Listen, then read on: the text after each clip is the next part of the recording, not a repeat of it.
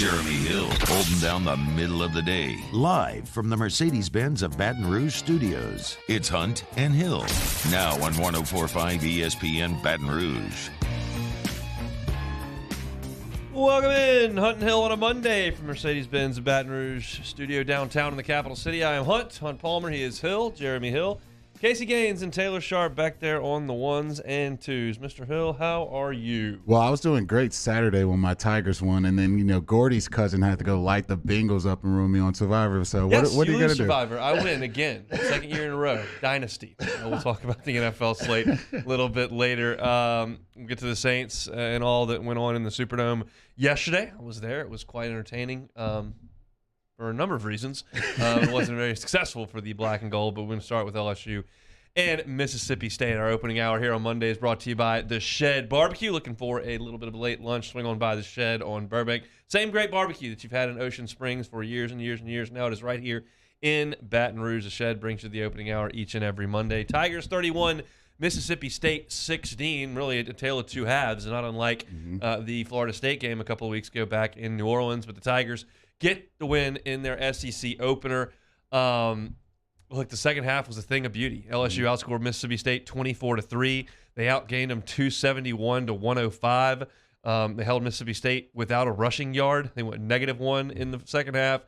LSU was excellent on third down at 60% and ran 44 plays to Mississippi State's 28 in the second half. Time possession 19 minutes to 11. If you just boil it down to just the fourth quarter, it was the same story there. LSU outscored Mississippi State 21-0. They had 175 yards. Mississippi State's 44.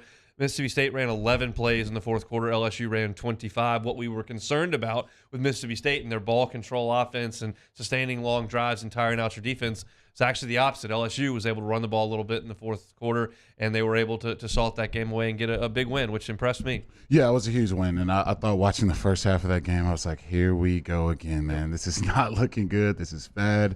But then, obviously, the defense played well, man. I thought, when that first drive happened, they bust a big touchdown run. I'm like, man, this Mississippi State offense, they're not a joke. They're not a slouch, man. This is not looking good. And then, you saw Matt House really mix things up, man. That was the most that was an NFL type of defense that you watched last Saturday. They're mixing up exotic blitzes, exotic coverages, simulated pressures. You got guys coming from everywhere, and especially on some of those big fourth downs, not afraid to just blitz those guys and stuff some of that stuff. So I thought Matt House called a phenomenal game. Obviously, for me, my perspective watching the offense, I just thought Jaden, obviously he used his legs at a high clip, but just didn't throw the ball well, didn't throw the ball accurate enough. And I thought early on in that game, he just had to make a few more throws, get the ball out quick. I actually made a compilation of all the screenshots. I had the game on my phone, took a bunch of screenshots. There's guys he can just get the ball out. And obviously, I got to give the offensive line credit. He had time, man. Obviously, there's some plays where they got through to him, but he had time to survey the field. And I think, with getting Emory Jones out there at right tackle, I thought that was huge. Normally, when you hear you got two freshman tackles, it's normally not a great thing. But I think these two kids have a lot of potential. They're going to have some growing pains. But I thought all in all, it was a great win for the Tigers. Yeah, a lot to chew on there. I agree with you. I thought LSU's coaching staff did a tremendous job. Yeah, the offense was a little clunky early in the game. But they got that adjusted, got it figured out, and they began to go on some long drives in the second half and hit some big plays. But the defensive game plan was excellent. Mississippi State had a hard time getting much of anything going. I mean, the long touchdown run you mentioned, not the coach's fault. Mm-hmm. Major Burns comes right in there to fill the gap. He's right there, missed the tackle. Kid, busted out for a 40-yard touchdown run. But your defensive call was really, really good. They were able to get Harold Perkins in space at times, whether it was on the edge or playing in the middle in a blitzing spot, and he made some plays. B.J. Ojulari was everywhere. Jay Ward was everywhere, finished his night off with that big interception. I thought the defensive game plan was exceptional. And I thought the offense got cooking in the second half, made some adjustments, whatever they may have been, and made the offense click in the second half. I thought Mississippi State's coaching staff did a very poor job. Mike Leach clearly did not believe that LSU was going to be able to move the ball at all, so he didn't care about going for it on 4th and 1. And it didn't end up hurting them, immediately, but they did miss on 3 fourth-down conversions. And what they do on those fourth downs, we talked about this matchup all week. Mm-hmm. Mississippi State's lone disadvantage on the offensive side of things is LSU's defensive front against that Mississippi State offensive line. And by going for these 4th and 1s and running the football right ahead, right into the teeth of LSU's defense, not all that bright. And that allowed LSU to use its advantage, which is neutralized a little bit by that offense when you spread the line out and get the ball out really quickly. That did not think that was a good plan for Mississippi State. And then I thought the coverage on the 4th down play where LSU goes for it late and hit Neighbors on the fade, you allow LSU again to have a matchup that really favors them. That's LSU's wide receivers against these DBs from Mississippi State. And you brought everybody up and left it one-on-one, man-to-man, and you let LSU go up and make a play because they got a better player than you do. And I just thought time and time again, Mississippi State appeared to me to be making poor coaching decisions. Yeah, no, I thought for them, especially on the offensive side of the ball, and it's kind of like a curse would happen when they went for that first 4th down. They had a nice little run up the middle. They converted it. So I'm sure in Leach's head, he's like, oh, okay, if we get in another 4th and 1, we just run it up the middle again. And I thought Matt House did a phenomenal job bringing an extra guy in the box. They're blocking 5, and so you send 6. You can't block them all. There's going to be somebody getting through, and that's the biggest adjustment I said going into this game. They're not going to drop 8 every single time. That's what we did last year. They went up and down the field last year. We luckily caught some fumbles. Luckily they kicked some field goals in the red zone, but we ran drop 3. It just blew my mind. So to see him, change it up, make it difficult for these offensive coordinators and these great offensive minds to not know exactly what's coming, not be able to scheme you up. And I thought they really got after Rodgers. That was one of my keys to the game. I was like, man, that guy's normally a statue back there. Yep. You can't even get to that guy. And they did. They got after him all game. He looked like on one of those last few drives, limping up the field, looked like Justin Herbert a little bit. He was getting beat up. And so, yeah, as advertised, I thought the defensive front played extremely well. Kind of makes me want to cry a little bit, wondering what Mason Smith will look like on that defense. But yeah, they definitely played well. Look, I mean, you had 4 sacks, you had 8 TFLs. To have 8 TFLs against that type of offense is really impressive. Yeah, they do run some swing passes and stuff, but to be able to stuff run plays in the backfield when you're not necessarily expecting them, and to get after the passer the way that they did. You had a sack and a half for Harold Perkins. You had a sack and a half for Ojulari. You had a sack by Savion Jones. Just really, really solid defensive play by LSU all night. You mentioned Dayton Daniels missing some guys. He did. Quite frankly, he doesn't see the field really, really well. It's just not in a strong part of his game. Thankfully, he's got a tool in his toolbox that very few quarterbacks have, and he can outrun everybody on the field. And there was one time where he was running towards the LSU sideline, and I'm sitting there next to my dad. My dad goes, "We're not going to catch him." And it was like had a defensive lineman running after him. He just ran right around him and got up the field. But there was a play. Let's see. It's on my notes here. Let's see. It was a 3rd and 6 with 4 minutes to go in the second quarter, and the line gave all day to Jaden Daniels, and Brian Thomas came open over the middle of the field, and he never saw him. And then he takes a sack there, and LSU's got a punt. And that was actually right before Mississippi State went and scored. And he just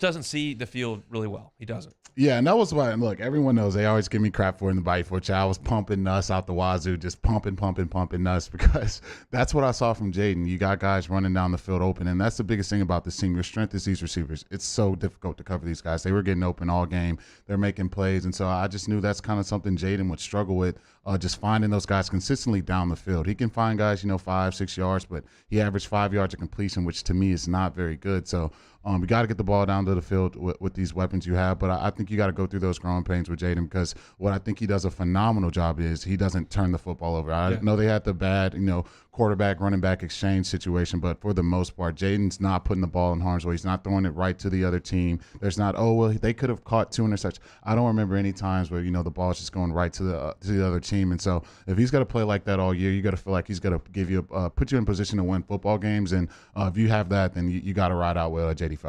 I mean, it's he hasn't really in any spot put the ball in harm's way through 3 games thus far. Statistically, you look at it at the end of the day, and it's not going to blow you away. 22 out of 37 for 210 yards, a touchdown, and no picks. But he was basically the entire offense on the touchdown drive before the half.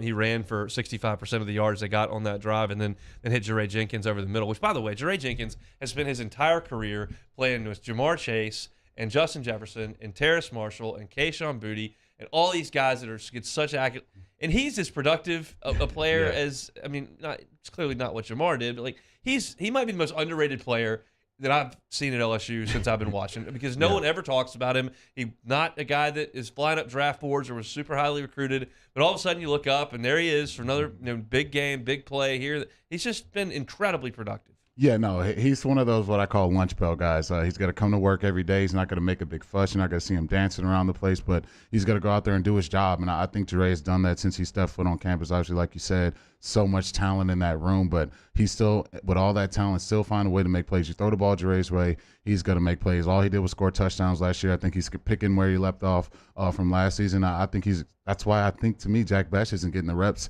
that you would probably think he has. There's just so many guys in that room, and then Jure's playing well. Yeah, Jack dealt with that stress fracture in his shin as well, and so he was limited big time in training camp. And there's just a lot of playmakers that LSU's got at wide receiver. Question is, can they get them the ball enough? And that's just going to be a question that we ask each and every week. But, I mean, the answer to some of the questions you got here are, can Jaden Daniels run around, and can that be a viable part of LSU's offense? And entering the Southern game, you're looking at it going, you can't really take anything from this. We'll see when they start SEC play. And you played a solid SEC team. Mississippi State is going to win 7 or 8 games. They're a solid team. Mm-hmm. And LSU, he is able to run around a good bit against those guys, and that is a key part. LSU was able to run the football a little bit, and they played solid defense. I thought you learned a lot of good things about LSU in this game. It didn't feel like that, entering halftime when you had 3 points once again.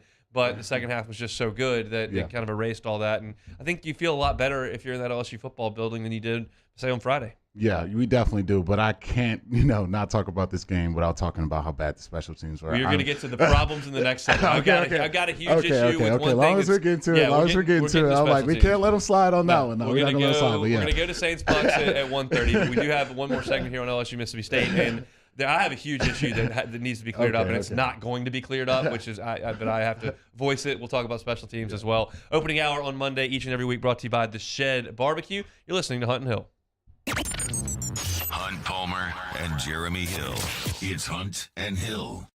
Our listeners fire off their opinions on the jimsfirearms.net hotline at 499-1045. Keep listening for your next chance to shoot us your thoughts with the jimsfirearms.net hotline on 1045 ESPN Baton Rouge.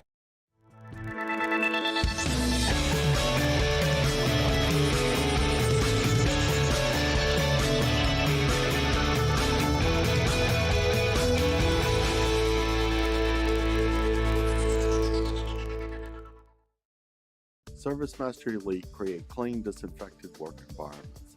As a local business, we take pride in serving the New Orleans and Baton Rouge areas. Our cleaning protocols follow CDC and OSHA standards for healthcare settings, offices, senior living, restaurants, and industrial plants. Contact ServiceMaster Elite to get your operation ready for reopening with germ disinfection cleaning. ServiceMaster Elite, the trusted choice in professional cleaning since 1996. Le posso offrire un caffè? Andiamo insieme da me, non c'è. Call Mr. Electric today for electrical repairs, upgrades, and installations. I've been doing business with Luba for 25 years. They're dependable, trustworthy. It's just the attention to detail with our clients. Our folks have years and years of experience. They're highly trained professionals, but many companies have that asset. What I'd like to think makes Luba a bit different is that we use those talents in a way that truly is dedicated to serving the needs of the folks who depend on us. I'm Jay Ducote. I grew up learning how to cook at LSU tailgate parties and right in my own backyard. And I created JD's Louisiana products to bring that Louisiana flavor to you at home for your backyard cookout. JD's Louisiana barbecue sauce, Louisiana molasses mustard, spicy and sweet barbecue rub, and more are available at your local supermarkets or by logging on to jducote.com/shop. Put in promo code CST for 25% off at checkout.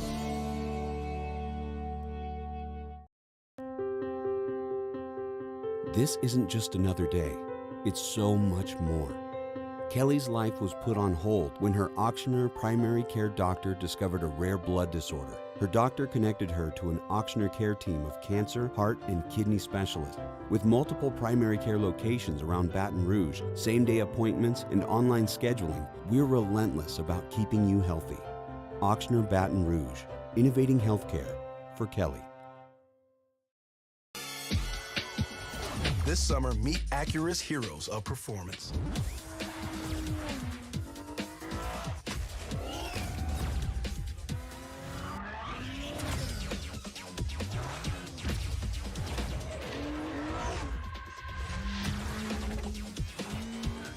Only available at the Acura Summer of Performance. This summer, visit your local Acura dealer for attractive offers on the MDX.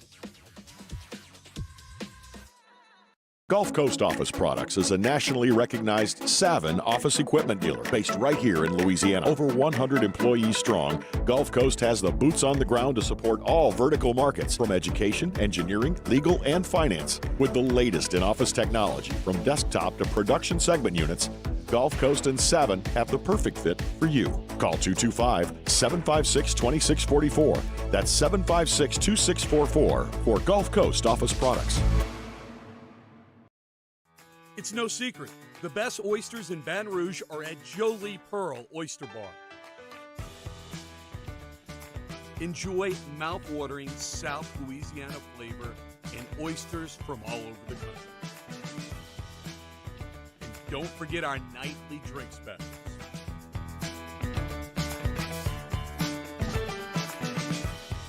Jolie Pearl Oyster. Moscona inviting you to join us for Monday's AFR, presented by Relief Windows. We'll recap LSU State. Tiger receiver Malik Neighbors will be with us. Cole Kublik joins us, and we'll recap Saints Bucs. It's AFR 3 to 6, 104.5 ESPN Baton Rouge.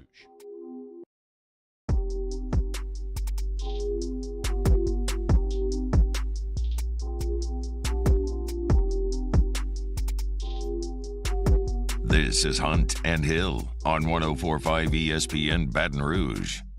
Opening hour on Monday, each and every week, brought to you by The Shed Barbecue. You might have noticed The Shed Barbecue inside Tiger Stadium if you're in the south end zone. They got a stand right there between sections 415 and 417. If you're not inside Tiger Stadium, it's not a game, you can go to the one on Burbank. If you remember The Shed in Ocean Springs, if you remember from driving to the beach, well, it's here in Baton Rouge now, and they have got some awesome barbecue over there at The Shed. My favorite is pulled pork, but they got your brisket covered. They got great ribs. Jeremy and I had their turkey, smoked turkey, which is excellent. A couple of weeks ago, they got your sides covered. Got some great potato salad, mac and cheese. Looking for a lunch spot? The Shed's always a great option. Also a great option to watch games. They got a ton of TVs inside and outside. Lots of seating area. Great bar area as well. We appreciate them for bringing the opening hour each and every Monday over there, The Shed Barbecue. Every week we're getting you fed from The Shed. We're going to announce a winner here at the end of hour number 1 for lunch for the office from The Shed Barbecue. So, Jeremy, I mentioned one thing that drove me nuts over the weekend, and it's not going to change, so I'm just going to have to accept it. Coaches decide they're going to do something, that's what they're going to do. Brian Kelly's going to take the football when they win the toss. And the problem I have with that is that your offense is not elite. You're not one of these Tennessee-type teams or LSU in 2019 where that's your punch and you're going to come out there. And what he says is the statistics drastically swing into your favor if you get the ball and go down and score first. Well, the problem is LSU's offense is not that good. So what you're doing is you haven't scored the 2 times you've taken the football, and unfortunately, you're opening yourself up to a double dip where a team can score at the end of the second quarter and get the ball right back. And that can just change a game so drastically. Look, I don't think it's the worst strategy in the world if you have a great offense. LSU's offense is a little clunky. I mean, to be quite honest. So everybody else defers and plays defense, like everyone. And Brian Kelly's like basically the only one who takes the football. And it's just, I disagree. No, I totally disagree as well. And I know I'm in alignment with BK with a lot of things he does. But to me, I love the way Coach Belichick does it. He wants to get that 2-minute drive in right before the half, and then you get the ball right back. If you can score in those 2 drives, to me, that drastically increases your chance of winning because there's so much football between that first drive and the fourth quarter. Like, is it really that big of a deal if you get 3 points or 7 points at that point in the game? So for me, especially looking at this offense, you start slow just about every game. Why not get the ball to start the second half when you've kind of made your adjustments? Like, to me, Denbrock has called amazing second halves all this season. So you obviously are rolling a lot better in the second half. Why not try to get the ball to start the second half? But hey, BK's going to do what BK does, and I don't think that's going to change anytime soon. I mean, it's just Mississippi State scored with 2 minutes and 14 seconds to go in the second quarter to make it 13-0. And LSU did go down the field, a 75-yard drive, and they scored a touchdown. So it didn't hurt as bad, but it just felt like at that point they were going to go up 13-0. Then you're going to go into halftime, and then they were going to get the football back, and it just felt like the game could have gotten away from you. It's avoidable. But again, as I said, it didn't hurt. So it didn't. But to your point, LSU's offense has been so good in fourth quarters. I mean, you scored the 3 touchdowns in the Florida State game. You scored 3 fourth quarter touchdowns in this game. I'm going to take the ball after halftime. I think that sounds pretty good. What do you think about special teams? Not very good. That was actually one of the worst special teams. I mean, just when I thought Florida State was bad, I didn't think it could get any worse. And just about everything since I was 8 years old, you're taught not to do on special teams. We were doing it. Guys running out of their lanes on coverage, guys dropping on footballs you have no business dropping on. It was bad, man. It was bad. And I think, they're going to have to retool some things. They're going to have to change some things up. They're going to have to, maybe they change some personnel, change some schemes. And then the kickoffs, kicking it out of bounds, you're kicking it, short to a guy. To me, that's why, my boy Avery, man, shout out Avery Atkins, best fake punt in LSU history. But you got to kick it, boom it out the end zone, man. You got to boom that baby. You got to boom it out and don't give those guys a chance. And when you keep giving them opportunities to do that, and when you don't have the best, coverage down there, you got to continually put yourself in opportunities where, those plays can change games. If you don't get that holding call, to me, this is a totally different game on that kick return. And so there's a lot of things you got to figure out. I don't know how they're going to fix it that soon, but I'm not happy with watching that special teams unit. So Ryan Kelly talked about it a little bit in his press conference today. He is not happy with the height and direction of the kickoffs. He said their line drives in the middle of the field really compromises your return team. That seems to be pretty fixable. You got to kick the ball better and higher and maybe angle it just a little bit. He, in terms of falling on the punt, which Greg Clayton did, he thought it hit somebody, and that's a smart thing to do if it hit somebody, but it didn't hit anybody. So that's one where you just got to be more alert, more aware. I don't like catching punts inside the 5-yard line. LSU caught 2 punts inside the 10-yard line in this game. That's one where you put your heels on the 10. You just don't back up. That's been coached, and he said they got to coach it better. If he's back there, he's not back there to be the explosive playmaker. He's back there to make smart plays, and he did not have a very good game in terms of making smart plays on Saturday night. Yeah, and that's what I asked Hanny. I'm sure I can ask you too, but when's the last time you can think of an LSU returner that was a walk-on? Can you think about that? No idea. Exactly. So it's like you got a walk-on back there. It's like, it's LSU. Like, there's anyone else? Maybe I don't know. It's Lil Jarvis, family, Lutcher, go Bulldogs, all that great stuff. But come on, man, we can't be doing that. And then also too, it's like I know he's probably sure-handed, but is the big play return there as well? So I think there's still some stuff that they're trying to figure out. Obviously, when you're a new coaching staff and you're getting all these new kids on this roster, you're still learning these players as you go. But I think as you keep going, I think you need to start, putting some other options back there and kind of seeing what you're doing and kind of just try to make some adjustments, man. Because if you just kind of roll out what you did last week, week in and week out, it's going to cost you.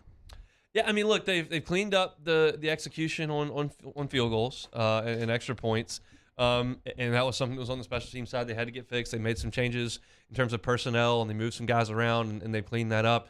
You just got to hope that they clean this up. Some of this stuff is so simple. Mm-hmm. Like, it's just don't catch the ball on the 5-yard line. That's simple. I think that they will coach it and get it better. This is just going to be a work in progress this year, and it's going to be a week-to-week team. And I'm sitting there at halftime of this game, and you're looking at a 13-7 game, and I'm seriously considering this in my head. I'm going, they could go 0-8 in the league. Like, they could go 0-8. It's like, it's just a totally different feel when you go out there and play a solid half of football. But we still have to realize, as they continue to work towards the next game, is that it's just going to be bumpy for this team sometimes because they got 2 freshman starters at tackle. You got a whole new coaching staff. They're learning the 4th new defense in 4 years. There's just going to be some hiccups, and we're used to being spoiled and competing for championships and winning 10 games every. It's just that's what a lot of us are used to around here. This is just a little bit of a different situation. No, it's totally different, and I think that's why I come down so hard on the Aggies, guys. Look, Jimbo's tenured there. He's been there since, guys. His coaches, everything here. This is just totally night and day.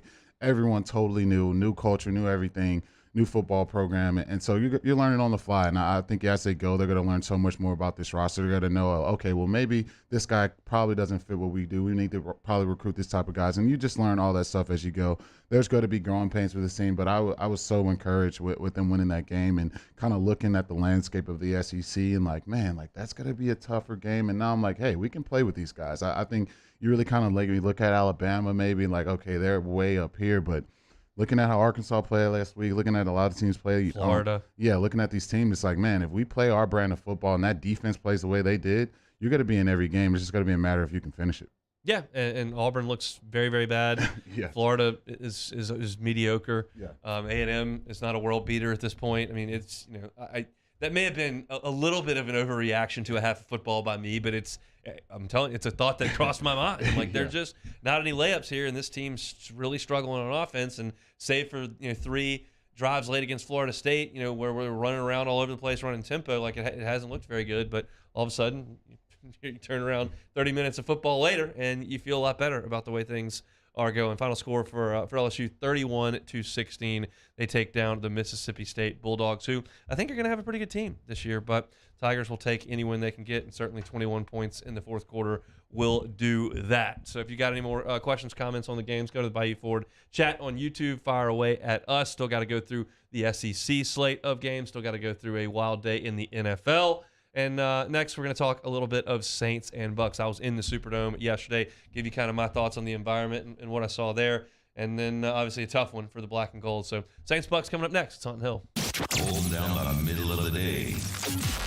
This is Hunt and Hill. Reliable Roofing and Construction, ReliableRoofingBR.com. You can catch them on Instagram as well, at Reliable Roofing LLC. Yeah, so happy to tell you guys about Reliable Roofing, a family-run, owned, and operated residential roofing company. They've been in business since 2008 with over 30 years of roofing experience. They offer free estimates over there at Reliable Roofing, so if you want them to inspect your home and give you an estimate on what it may cost to replace that roof or repair that roof, they can do that for you. Lionel Hayes, born and raised in Baton Rouge, started his company right here in Baton Rouge to serve the Baton Rouge area.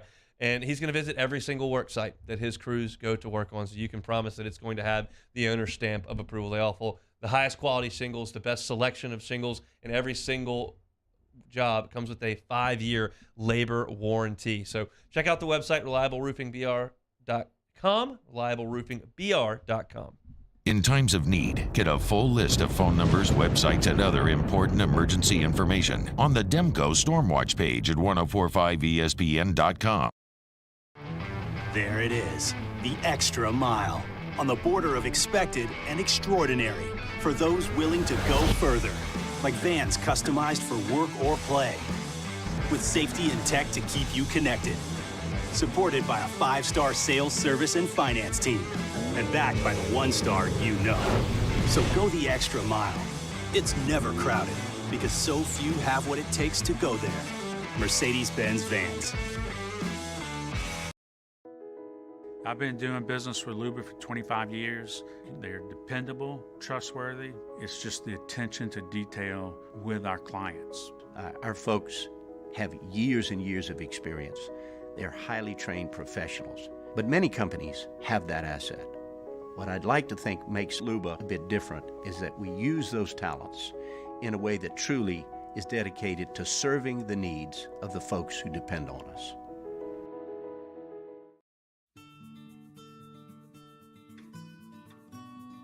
This is a house call. This is a follow-up appointment. This is a diabetes checkup. This isn't just more convenient care, it's more advanced care. This is innovating healthcare at Louisiana's #1 hospital, Auctioner. Oh, hey, what's up? It's Big V and Bubba, 100.7 The Tiger Morning Show. We'd love for you to join us every weekday, 4 a.m. till 9 a.m. Yeah, everything you want in a show. Country music. We got laughs. We got celebrity in-studio guests. We just need you. Join us every weekday morning, 4 a.m. to 9 a.m., right where it all started. That's right. Louisiana's country station, 100.7 The Tiger. It's no secret. The best oysters in Baton Rouge are at Jolie Pearl Oyster Bar. Enjoy mouth-watering South Louisiana flavor and oysters from all over the country. And don't forget our nightly drink specials.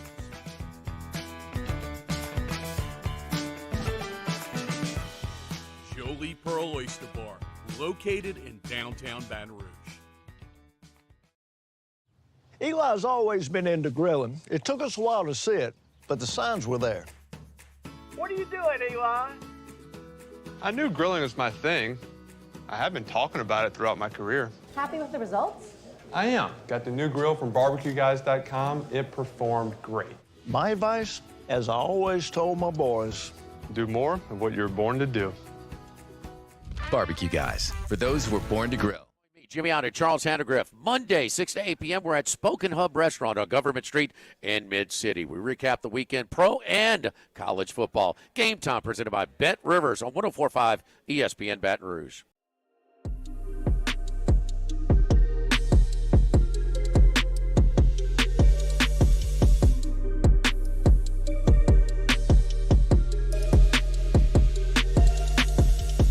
Hunt and Hill, 104.5 ESPN Baton Rouge.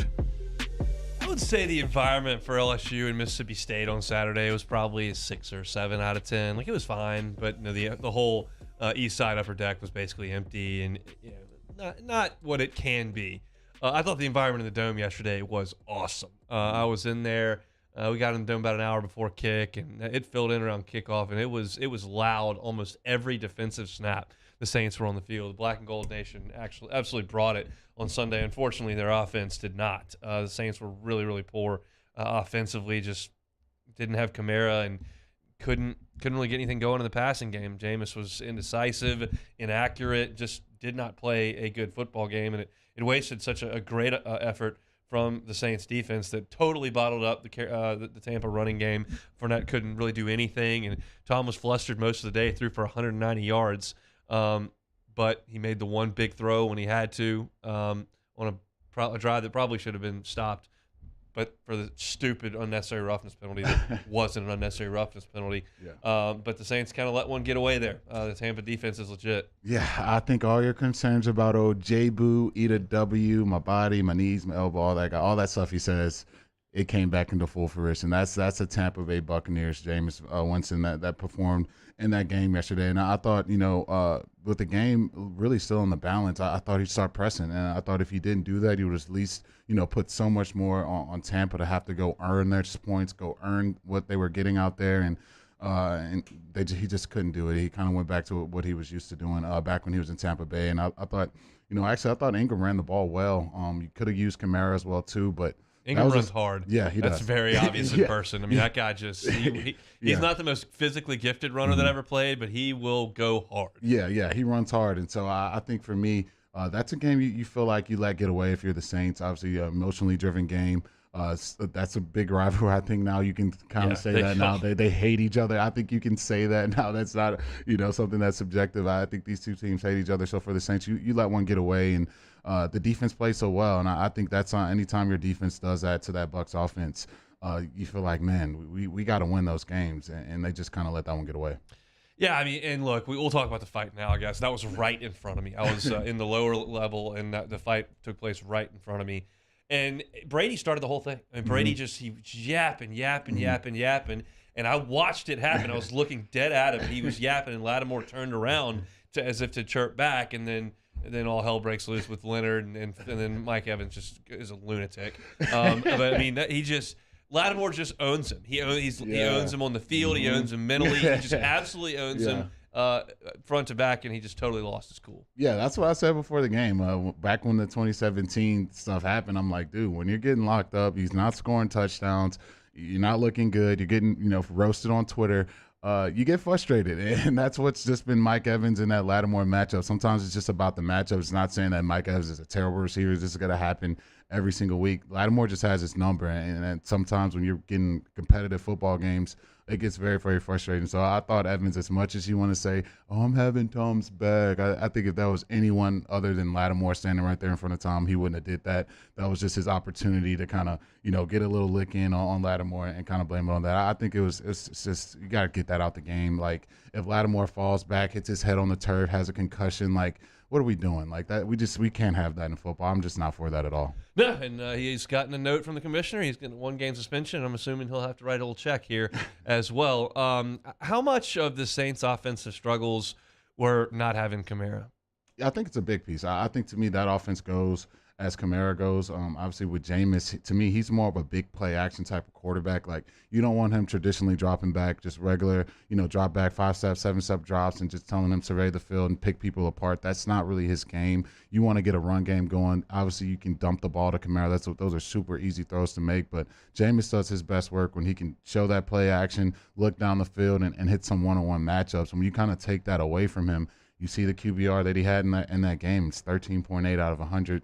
I think we all went to school. We know that's not very good at all. So it's hard to win football games when your quarterback's playing that bad. He only averaged 5.9 yards, a completion. So not throwing the ball down the field consistently enough. Obviously, when you did get the one to Olave, we know what happened with that. So it's just kind of when things, had to happen right for the Saints, they couldn't get those plays to happen. It's when you're analyzing the quarterback play with Jaden Daniels, it's pretty simple to analyze. Like, he's just not seeing the field as well as he should. Mm-hmm. That's the one problem you can identify pretty easily. With Jameis's play yesterday, he was indecisive. He was timid at times. Then when he did make decisions, he was inaccurate. He put the ball in harm's way. I just didn't see almost anything that was very good from Jameis yesterday. Now, I don't know how hurt he is. I don't know how big a deal not having Kamara was. But they got a lot of weapons, and they've got a lot of guys that have played pretty well in the offensive line in their careers. I don't know that I would say yesterday was a really good effort by the Saints offensive line. But it just, nothing was working. He just did not. He just looked bad. I mean, I don't know other way to say it. No, that's definitely what happened. Anytime your quarterback takes 6 sacks, that means either one, the offensive line is absolutely terrible, which I don't think the Saints have a terrible offensive line, or 2, he's holding the ball way too long and he doesn't know where to get it out or at least get it to a check down. And to me, that's where Kamara kind of comes into the fold. You kind of saw Mississippi State doing that. Oh, the pressure shit, let me just dump it right here to the back. Kamara can make hay with that. I saw him against the Packers. He gets a little swing pass. He takes it 60 yards to the house. And so he can do that in his game. And so to me, that's a factor of their offense that I think Jameis could really use going forward when you're kind of not sure, oh, is he open downfield? Okay, let me just get it to Kamara here and kind of see if he can get 5 or 6 and make a play. So Jameis just, I got to agree with you, man. It's just he showed his kind of what's inside of him and his character as a quarterback. So the Saints, they're going to have to get that out of Jameis if he's going to turn the ball over week in and week out. You heard Devin White say it after the game, like, no, our defense was always good. We just had a quarterback that threw 30 interceptions. And so if you have a quarterback doing that, yeah, he did say that. Yeah. So if you got a guy saying that, then you know what's up with the Saints if Jameis keeps playing like this. So I liken it to when you have like a science experiment and you've got your control and then you got your variable. If Sean Payton was still the coach of the Saints and you had a situation where Jameis numbers were terrible, then you can basically pin that on Jameis because you know Sean Payton can do this. By the same token, if Sean Payton leaves and you still have Drew Brees and whoever's calling plays can't score points, well, it's the play caller's fault because we know Brees can do it. Unfortunately, in this instance, we can't necessarily pin it on Carmichael or pin it directly on Jameis because we now have 2 variables and we don't have a control. So I don't know necessarily what to make of it, the fact that they were so clunky on the offensive end of things in that game, whether it's an issue with some play calling or whether Jameis is not making decisions. But it was the same way for 3 quarters against Atlanta, and then it was 4 quarters against Tampa. And they're basically the Saints offense has showed up for 1 of the 8 quarters. Now, it was a hellacious run that got you a win in the opener, but 7 bad quarters and 1 good one is not a very positive trend. No, it's not at all. And to me, the best way I can look at it, I just saw Drew Brees, who could only throw it 20 yards, light up this same defense for 38 points. It's not like, this defense is just like that. No, they're a good defense. They're a good defense, but the Saints match up well with them. Anytime you have the offensive line graded well in this game. You feel like you can move the ball and make some things happen, especially in a divisional team that you are so comfortable with and play all the time. And so James just going to have to play better. I think just simply taking the turnovers out would have just made this game a lot closer down the line. Obviously, they're not going to have the pick six. They're not going to have short fields. If you can just do that, maybe your defense can make another play. But anytime you make plays like that, you just pretty much give a W to the other team. I thought one thing I did hear after the game was Cam Jordan was talking about the unnecessary roughness penalty that prolonged that first Bucs touchdown drive. They hit the big play down the sideline of the end zone after the unnecessary roughness call that gave him 15 yards and a free first down. And Cam Jordan was like, not only was it not unnecessary roughness, it was a missed tackle. Like he missed him. Yeah. And I don't know what they thought they saw on that play. I'm sitting there in the dome, and they show the replay. I go, what? Yeah. Didn't hit anybody in the head? Yeah. Didn't do anything after the whistle? It was just a normal, standard, everyday collision, and we get an unnecessary roughness call. I don't know what they were looking at there. It was a huge play in the game. Yeah, those are the type of plays that change football games. They can change the momentum. I know how important momentum is in football games, and you saw it in this actual game. When the momentum kind of turned for the Bucs, it was just like a monsoon for the Saints, and you knew the game was over. And so when you get plays like that and you extend drives and you're able to get points out of it, it changes the game. And so unfortunately, they can't review things like that. They just call it and kind of go about their way. But that was a tough break for the Saints. Cool LSU stuff for me with the Saints game. Three different things. One, the Golden Man from Tigerland played at halftime, which was cool to see in the Dome. Two, Odell and Tyron did the pregame Who Dat chant, which was awesome. Those two guys they were holding up their hands and like walking around before they got it started. It was really, really cool to see that from an LSU perspective. I tweeted out, I've never been more connected to the Saints than I felt right there. Yeah. And then up on the Jumbotron, which I thought was really interesting, Devin White said at some point that the Saints crowd's really loud. We got to make sure that they're quiet or something, whatever. I couldn't hear the soundbite, but I know that it was Devin White talking. And then on the Jumbotron up there, it said, we love you or something about being from Louisiana, but we're not going to be quiet. But just the fact, he's from North Louisiana, played at LSU, but they still tied it together like we like you here around here, even though he plays for the Bucs. I didn't know that there was that kind of connection between LSU and the Saints. I don't think I've ever seen anything like that on the Jumbotron. No, it's definitely cool. I think a lot of Louisiana flavor, a lot of LSU flavor in that game. When you put off playoff Lenny in the mix, you got Devin, you got Jarvis, you got Odell there, you got Tyron there. A lot more flavor than I'm used to seeing around the Saints. So I think that's always refreshing to see. Saints have lost 5 of their last 6 in the Dome, which is, think of it, when they were at their best, the peak of their powers in the Breeze Payton year, teams used to go into the Dome and just get flattened. If you saw the Saints on primetime, you couldn't get enough money on the Saints there because they were going to beat the brakes off somebody. And the environment was awesome, and the defense played really well for the majority of the game. The offense didn't do their end of the bargains. They've lost 5 of their last 6 there. They're 2-6 in their last 8 home games. So the Saints have got to start playing a little bit better in the Dome. Fall game behind the Bucs in the division standings, obviously very, very early, but would have been a really nice one to get there for the black and gold. They were unable to get it done. We'll come back and close out hour number 1. Opening hour brought to you by The Shed Barbecue. It's Hunt and Hill. 104.5 ESPN Baton Rouge with Hunt and Hill. LWCC is Louisiana Loyal, elevating and celebrating champions of Louisiana all month long. This month, the champion of Louisiana is Metamore. Yeah, Metamore, an institute dedicated to the study and treatment of metabolic disease and obesity, has been celebrated by LWCC as a champion of Louisiana. Located in Baton Rouge on the campus of Pennington Biomedical, Metamore is a one-of-a-kind facility, joining science, clinical research, and a variety of treatment modalities under a single roof to create a world-class institute. More than 6,200 patients were treated by Metamore back in 2021.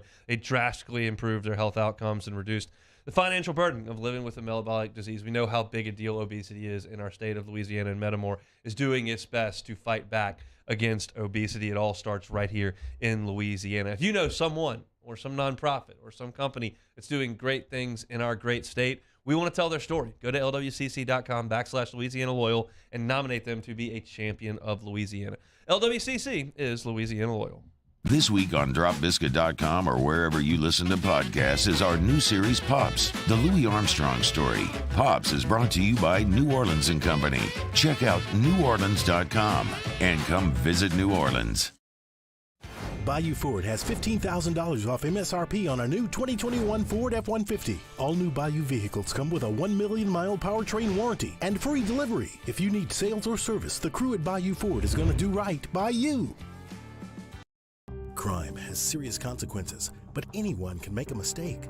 If you find yourself in trouble with the law, know that you have rights, and it's okay to demand them. The law offices of O.C. Brown are here to protect you and your rights. Felony or misdemeanor, DUI or drug charge. No matter what crime you're accused of, you still have rights. Let the law offices of O.C. Brown uphold them. Call 225-343-1111. Your law firm for a lifetime. I've been doing business with Luba for 25 years. They're dependable, trustworthy. It's just the attention to detail with our clients. Our folks have years and years of experience. They're highly trained professionals. But many companies have that asset. What I'd like to think makes Luba a bit different is that we use those talents in a way that truly is dedicated to serving the needs of the folks who depend on us. I'm Jay Ducote. I grew up learning how to cook at LSU tailgate parties and right in my own backyard. And I created JD's Louisiana products to bring that Louisiana flavor to you at home for your backyard cookout. JD's Louisiana barbecue sauce, Louisiana molasses mustard, spicy and sweet barbecue rub, and more are available at your local supermarkets or by logging on to jducote.com/shop. Put in promo code CST for 25% off at checkout.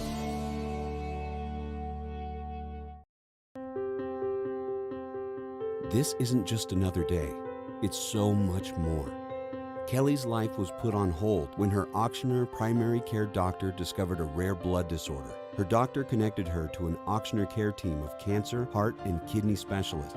With multiple primary care locations around Baton Rouge, same-day appointments, and online scheduling, we're relentless about keeping you healthy.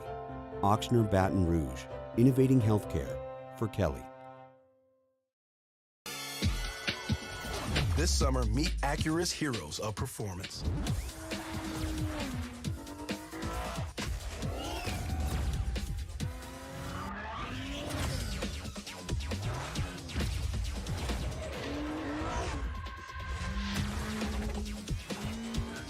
Only available at the Acura Summer of Performance. This summer, visit your local Acura dealer for attractive offers on the MDX.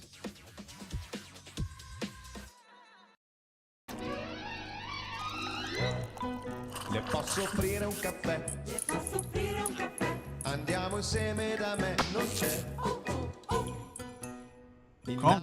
On Tuesdays, Off the Bench. True or false, Jameis Winston is the guy. Nick Underhill from New Orleans on Football will come weigh in. Plus, a full in-depth LSU film review. Off the Bench, 7 to 10 a.m., 104.5 ESPN.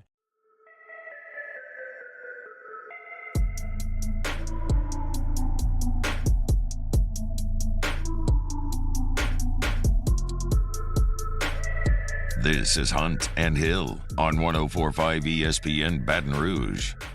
Opening hour of Monday shows brought to you by the Shed Barbecue. Looking to tailgate this weekend? Want some tailgate catering done from the Shed? They can do it for you. Give them a couple days notice.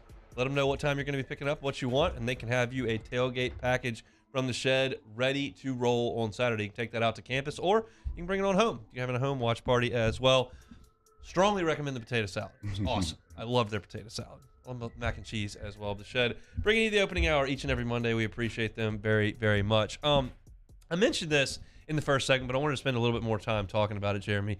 We talked about Harold Perkins and what his role in the game was going to be last week, and I just thought it was a lot to ask of a young player against this offense that can tie in knots a little bit. And man, did they have a plan for him. They had him on the edge and rushing the passer, which he knows how to do. They brought him on some blitzes from the middle. I mean, he was in the middle of the field a lot, and I thought they did an awesome job, and he looks like he's going to be one heck of a player. No, he is, and that's kind of what I talked about before the game. I was like, no, I don't think it'll be too overwhelming because they're going to give him specific tasks to do, like, hey, you don't have to read the seam and read the cover guy and do all. No, just go get the passer. Hey, you're in the middle. Go rush up the A-gap and just show your athletic ability, and that's the first thing I saw when I noticed that kid. I'm like, he's just super athletic. And the thing that people don't realize is he's a lot more physical than you give him credit for. Normally you think, hey, you got to be 6'5", 6'4", and just running through people. The kid's no more than 6'1", maybe 220 soaking wet. So he's rushing against SEC offensive linemen and getting to the passer. And so I think I want to see a lot more of that. I want to see him on the field. To me, if I'm the guy, if I'm Matt, don't take that kid off the field. Yeah. Leave him out there. Let him get the reps. Let him play. He's a playmaker. Let that guy go out there and play. But it was so refreshing to see how we're out there making plays for the Tigers. I was driving home after I was done with postgame, and y'all were cranking things up, and Hanny told that Jerry West story about Kobe, and it was one of those deals like, do we start him? He's 19 years old. Do we start him? Do we bring him off the bench? And Jerry West said, I don't care what you do, but once you do start him, he ain't ever coming out. And that's the story that Hanny told on Saturday, and then it's kind of what it feels like for Harold Perkins as well as Emory Jones. Speaking of athletic freaks, Emory Jones running down a punt returner was something to see. Oh, that was amazing. I said it. I don't know if you're listening. That's when I knew Emory, because you're like, why are you pumping Emory so much? I played pickup basketball with him in the rec. This kid is going between the legs, doing reverse layups. I'm like, what in the world is going on right now? Like, you're not supposed to be doing that big. And so when you see him out in space making tackles on returners who are probably 100 pounds less than him, that's why, because the kid just has feet out like a ballerina. And I think he's going to be a talent for the Tigers. I'm glad they kind of put him in the lineup right now. Yeah, I mean, it's just there's a program building aspect to this that you're always going to go out there and try to win the game. You're going to try to win every game. But I do think in some way there needs to be a big picture thought as you determine who's playing, what kind of scheme, what they're doing, because you're laying the foundation here for the Brian Kelly era. And these guys are really, really talented players. Are there some older players that could be out there?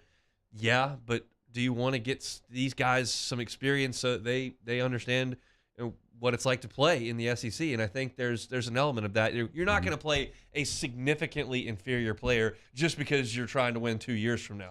But if it's close and you've got some of these guys that have this unbelievable talent, get them out there, and they've certainly found a role for these guys. Yeah, they have, and I think that's something that we talked about during fall camp. It's like we kind of knew who the freshmen were. They're going to play, a lot of snaps, and I was like, Mason Taylor's going to be one of those guys. Emory's going to be one of those guys. Harold's one of those guys. And in that Florida State game, you didn't see a lot of those guys, and I think as the season goes on, as they practice more, as those guys get more reps, get in the offense more, kind of understand what the coaches are asking them, the talent is always going to rise to the top. The cream is going to always rise to the top. And when you're an elite football team, your best guys aren't sitting on the sideline sipping Gatorade. They're on the field making plays. And so I think that's kind of what this team is getting to. They're figuring out who those guys are and what they do well, and they're putting them in position to make plays. I had to chuckle a little bit, Brian Kelly, today talking about Emory Jones. The quote was, he's exceeded expectations. He's very active, got great feet, and he's a great open field tackler, which you saw. Emory was fired up when he made that tackle. He got up and he was pumped. And it was a bad play for LSU because you let a pretty significant return there, but he was fired up to make that tackle. So more power to you, big fella. Do you think LSU's going to start freshman tackles the rest of the way?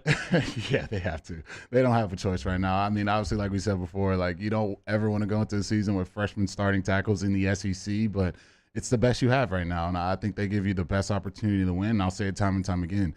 Jaden had time to throw the ball. It's not like he was, running for his life every single play there. Yeah, there were some plays they got beat. They got some blitzes off, but for the most part, those guys block well, especially on the outside. And so as they get more reps, as they get, more opportunities to play, they're just only going to get better. These kids are 18 years old, which is just fascinating to me, but these kids will get better. So, yeah, you got to leave the two freshman tackles out The there. rushing stats are going to be skewed on this LSU team.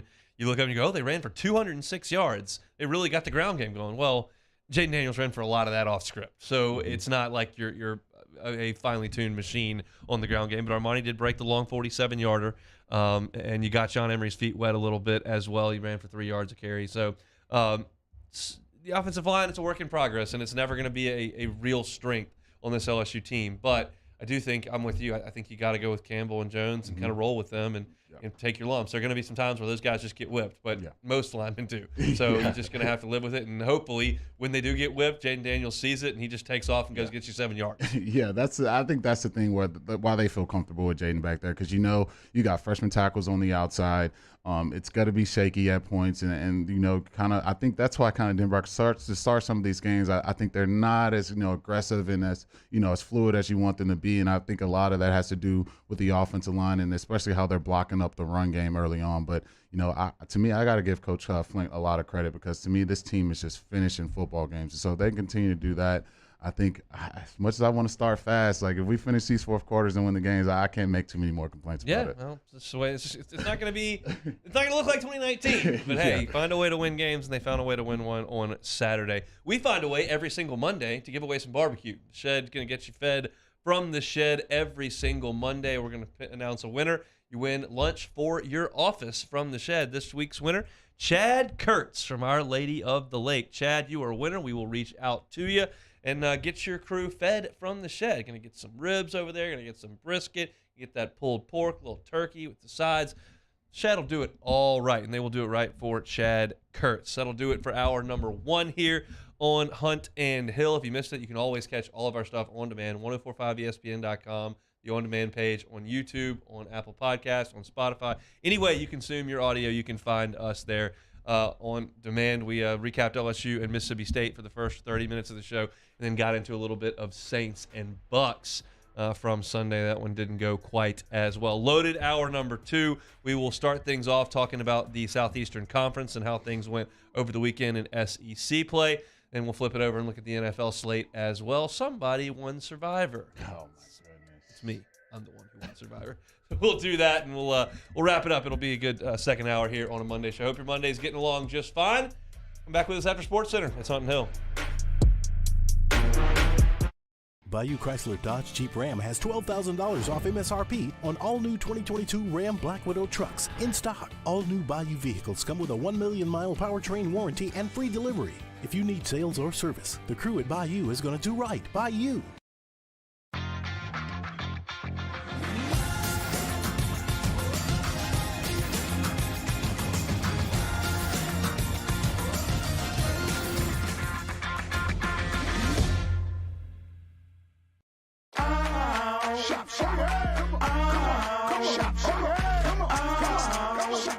Order curbside pickup online or with Rouse's Market Shopping app and let Rouse's personal shopper shop for you. Curbside pickup is free and you pay the same price for groceries as in-store. Use code SAINTS20 and save $20 on orders of $100 or more. That's curbside convenience. Shop a style. Oh, yeah! Gulf Coast Office Products is a nationally recognized Savin office equipment dealer based right here in Louisiana. Over 100 employees strong, Gulf Coast has the boots on the ground to support all vertical markets, from education, engineering, legal, and finance. With the latest in office technology, from desktop to production segment units, Gulf Coast and Savin have the perfect fit for you. Call 225-756-2644. That's 756-2644 for Gulf Coast Office Products. ServiceMaster Elite create clean, disinfected work environments. As a local business, we take pride in serving the New Orleans and Baton Rouge areas. Our cleaning protocols follow CDC and OSHA standards for healthcare settings, offices, senior living, restaurants, and industrial plants. Contact ServiceMaster Elite to get your operation ready for reopening with germ disinfection cleaning. ServiceMaster Elite, the trusted choice in professional cleaning since 1996. I've been doing business with Luba for 25 years. They're dependable, trustworthy. It's just the attention to detail with our clients. Our folks have years and years of experience. They're highly trained professionals, but many companies have that asset. What I'd like to think makes Luba a bit different is that we use those talents in a way that truly is dedicated to serving the needs of the folks who depend on us.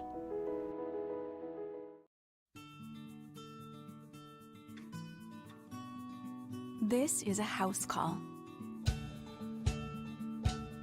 This is a follow-up appointment. This is a diabetes checkup. This isn't just more convenient care, it's more advanced care. This is innovating healthcare at Louisiana's #1 hospital, Auctioner. Oh, hey, what's up? It's Big D and Bubba, 100.7 The Tiger Morning Show. We'd love for you to join us every weekday, 4 a.m. till 9 a.m. Yeah, everything you want in a show. Country music. We got laughs. We got celebrity in-studio guests. We just need you. Join us every weekday morning, 4 a.m. to 9 a.m., right where it all started. That's right. Louisiana's country station, 100.7 The Tiger. It's no secret. The best oysters in Baton Rouge are at Jolie Pearl Oyster Bar. Enjoy mouth-watering South Louisiana flavor and oysters from all over the country. And don't forget our nightly drink specials.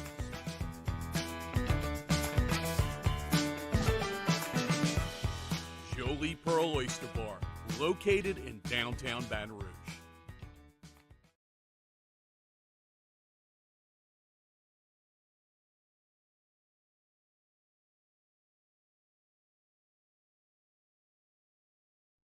Sports Center. I'm Christine Lisi. The NFL suspended Buccaneers receiver Mike Evans one game for his role in yesterday's altercation with Saints cornerback Marshawn Lattimore. He won't be allowed to return until after Sunday's game against the Packers. Evans does plan to appeal his suspension. 49ers quarterback Trey Lance having season-ending surgery on his broken right ankle today. The injury has a massive impact for Lance and the Niners, notes ESPN NFL insider Jeremy Fowler. It sets back a development plan that the 49ers had for what they believe is their franchise quarterback. So now he's going to go into year 3 having just a few starts under his belt. 2 this year, played minimal football last year as a rookie, and then, he obviously had the small sample size in college at North Dakota State. Jeremy Fowler on Keyshawn, J. Will, and Max. Jimmy Garoppolo resumes starting duties in San Francisco. Browns defensive end Jadeveon Clowney out Thursday night against the Steelers with an ankle injury. Police in Las Vegas say they're investigating a fan in the stands allegedly striking Cardinals quarterback Kyler Murray amid celebrations of Arizona's overtime win yesterday against the Raiders. Brought to you by Capital One Auto Navigator, where you can find a car, get pre-qualified instantly, and see your real monthly payment without impacting your credit score. Capital One, what's in your wallet? Terms and conditions apply. Find out more at CapitalOne.com/Auto Navigator. 1, 2, 3. Hunt and Hill. Tom Palmer, Jeremy Hill, holding down the middle of the day. Live from the Mercedes-Benz of Baton Rouge studio, it's Hunt and Hill. Now on 104.5 ESPN Baton Rouge. Hour 2, Monday edition of Hunt and Hill. Time now to peruse the Southeastern Conference happenings from Saturday. Some good, some not so good. Look at our gambling numbers as well as we kind of roll through this one. We'll start with Georgia and South Carolina. Georgia's going to be a problem. They are going to be a problem for a lot of people. They rehauled that entire defense, and they're just as good, it looks like. I mean, they're probably not going to produce as many first-rounders as they did last year, but it was never close in Columbia, South Carolina. It was 24-0 after 2. Then it was 45-0 after 3, and South Carolina threw a late touchdown in there for grins, but just an absolute demolition of the Gamecocks by Georgia. Number there was 24.5. I took South Carolina. That was not very smart. That's the second week in a row I've taken South Carolina, and they've gotten crushed. That's what I was thinking about. I thought that was a healthy number for an SEC game, but I'm like, nah. Rattler's gonna throw picks, of course. He throws 2 of them. Yep. And to me, Georgia has the best tight end in the country. Bowers is just, that dude is just sensational, man. He's like a ballerina receiver, but he's in the tight end version where he's 6'4", like 250, and it's just a unit. And Bennett's playing well, man. I said it before the year. How is this kid the 8th best quarterback in the SEC? Yeah. Like, I don't see that. Can he win the Heisman? I think so. Like, he has the case. If you're the number 1 team in the country, you throw it for a bunch of yards, a bunch of touchdowns, you're going to be at the Heisman ceremony. Like, that's just what happens every time. I know it's not the sexiest name, and people aren't pumping him. You don't see him all over social media, but he's playing well, and he's going to be a big reason why this Georgia team wins all of their games. Workmanlike performance from Mark Stoops' top 10 squad. Kentucky 31, Youngstown State 0. Will Levis threw for 377 yards, and Kentucky's just solid. Who cares about Youngstown State? But Kentucky's got a good football team. Abilene Christian and Missouri. Missouri got it done. I don't know if it was necessarily the prettiest performance ever. 34-17 was the final. Again, I was questioning, is this the last game that he'll win as Missouri's head coach? Would you say who's more on the hot seat, Brian Harsin or Eli Drinkwitz? Oh, that's actually a great question. I would go with actually Harsin. I think because of the expectations. I think if he goes through how they're playing right now and how they're looking, and that goes throughout the variety of this 12-game season, I don't think he makes it through this offseason. I think they move on and go in a different direction. You can't, be rivals with Alabama, playing that Iron Bowl every year and just get ran through. You gotta. That's the thing. Malzahn, I don't know why they got rid of him. To me, he gave them their best chance to win, got them to a national title. It's Auburn. They got to do something. They got to do something. They got to fly in the middle of the night to go interview somebody. They got to stage an internal investigation into their coach. They got to do something. It's Auburn. That's just the DNA of that alumni base and that booster base. They got to do something. I'll tell you one guy who's on a much hotter seat than both of those two guys, and that's Jeff Collins at Georgia Tech. They didn't score a point against Ole Miss. 42-0 was the final in that one. To not score a point against Ole Miss is not good, Georgia Tech. No, that's not very good at all. And then their quarterback, my boy Jackson Dart, the best name in college football, but 10 for 16 and a pick. Not very good, and you still just absolutely just dominate them. But like I said, man, Lane found a way to put up 42 with just not great quarterback play. He just knows how to dial it up, and that's why, to me, this Ole Miss team is a team that you probably don't have the biggest fear in your heart of when you're playing them on any given Saturday. But Lane's got to draw it up, and he's got to put those kids in position to make plays. But, yeah, Georgia Tech, not good at all.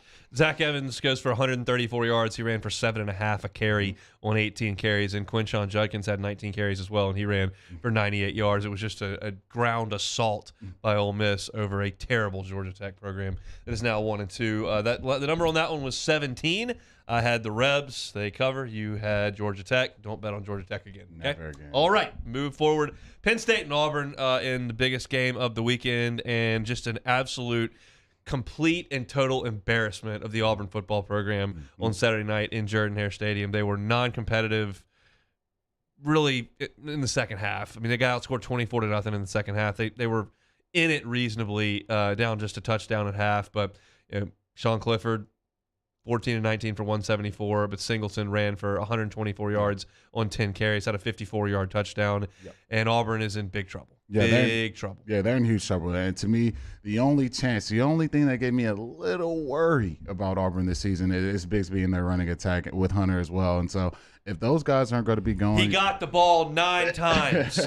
They gave Tank Bigsby the ball 9 times. That's ridiculous. Come on, Harsin. That's ridiculous. You can't do that. How does a quarterback have more attempts than your best player on your team? Like, it doesn't make any sense, and that's how you get fired. Like, that's literally why they come sit you down in compliance, and you get fired because of things like that. And if you're at home, you got to find a way to get Tank Bigsby going. You can't rely on TJ Finley and Robbie Ashford to deliver you from evil. It's just going to be very, very difficult to do, especially when you look at the weapons Auburn has on the outside. So as much as it brings me so much joy to say, Auburn, I'm ready for you guys, baby. Let's go. Let's go. Look, it's just when you don't have quarterback play, it's just you can't win. And they have 2 bad quarterbacks that are playing. Finley's bad and Ashford's bad. And they both threw a pick. They were both right at about 50%. They're just bad. They don't have good quarterback play, and it's going to be a long year for Brian Harsin. I think the happiest person, maybe, assuming that she likes Brian Harsin, is Mrs. Harsin, because she's about to get a huge check, and her husband's probably going to get a year off. So, that's where we're going with Brian Harsin, because he is not going to be long for Auburn, Alabama. The line on that one was 3. I had Penn State. You had Penn State. That's a double winner. Vanderbilt at Northern Illinois. They were catching 2 points. I say, gimme Vandy. Cash. You took Northern Illinois. But the Commodores do hit the season win total. It was 2.5. They go over 38-28 the final against Northern Illinois. And a freshman quarterback out there, Swan, 4 touchdowns. I don't know why they're playing a road game at Northern Illinois, but get that dub, Vandy. Look, I'm feeling good in the first half, going into halftime up 7, and then Vandy did something that's just never in their DNA and just come back and win a game in the second half. Roaring, baby. I don't know the last time I ever seen Vandy do that. So, yeah, I think my boy Handy was just talking about it. That win total. It looks like Vandy got that win total for the year. So I guess y'all can hang that banner in Tennessee and, celebration. Maybe have a parade after. They got it. Missouri State, ULM at Bama was the next one. 49.5 was the number. We both took Bama. They cruised to a win, 63-7. It was 28-0 after a quarter. So no repeats of the 2007 masterpiece that ULM painted over there in Tuscaloosa. Missouri State at Arkansas. Petrino had his Bears in this football game. Arkansas had to outscore them 21-3 in the fourth quarter to get it done. That would have been some kind of beautiful if Missouri State and Bobby Petrino could have gone in there and win. He could have ridden a motorcycle out of that stadium if he'd won. Yeah, no, he can dial it up, man. All the off the field stuff, I don't know about that. That's up to him and the neck brace and all that stuff. But he can dial plays up, man. You saw that on full display against this Arkansas team too. I bumped up in the power rankings last week. I'm like, they're about to roll these guys. There's not even a spread for this game, but great effort by Missouri State. But I think Arkansas, obviously the better team. They're just too much going on in that fourth quarter, and they found a way to win a game at home. I thought Tennessee might be looking ahead to Florida. I took the Akron Zips. So I was catching 47.5. Not enough. I would have needed 60. The final score was 63-6 in Knoxville. So that sets up a huge battle with Florida coming up this weekend. Game day will be in Knoxville, but not much to talk about on that one. Almost a lot to talk about with South Florida and Florida. I'm sitting there doing the post-game show, and the game is on TV. South Florida, who has won 3 games the last 2 seasons combined, had the football inside the 20-yard line with a chance to kick a field goal to send it to overtime, and the freaking center snapped it past the quarterback, knocked it back to a 47-yarder, and he had no bad chance. snap. Well, I don't know if you watched that play. It was a terrible snap. Oh, yeah. Yeah, he almost didn't even get it off the ground. The snap and hold was bad. That's why they didn't even get a good field goal off. But, yeah, I was watching that just so frustrated. Like, come on. Like, can we get this upset going on? But if they found a way to win the game, obviously Anthony Richards is showing in last year's versions of Anthony Richardson. Not 10 the guy, of 18, 2 picks. Yeah, not the guy that's the guy I thought would come in this season. Like, I just didn't see enough of him making, accurate passes down the field time and time again. Obviously, he's an athlete out of this world, but just not being able to do that. So going forward for the season, obviously they're ranked high right now, but I'm trying to think, like, if he's playing quarterback play like this, it's going to be tough to win SEC games. Obviously, if you're playing Missouri, you're playing Vanderbilt, yeah, it'll be fine. But, man, I just don't see how they consistently win football games with Anthony Richardson playing to this level.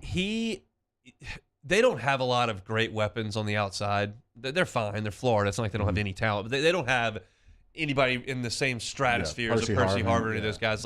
So, essentially, Anthony Richardson has to do almost everything. And you can basically look at his stat line and determine how the game went. He is that indicative of what their performance is going to be because they're putting all the production on him in this game. They escaped South Florida 31-28 down there. And then the nightcap, Miami at Texas A&M. I called it my lock of the season. Oh, God. And unfortunately it hit. And I thought it would be better.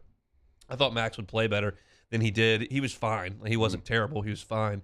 Certainly up in a different world than Haynes King.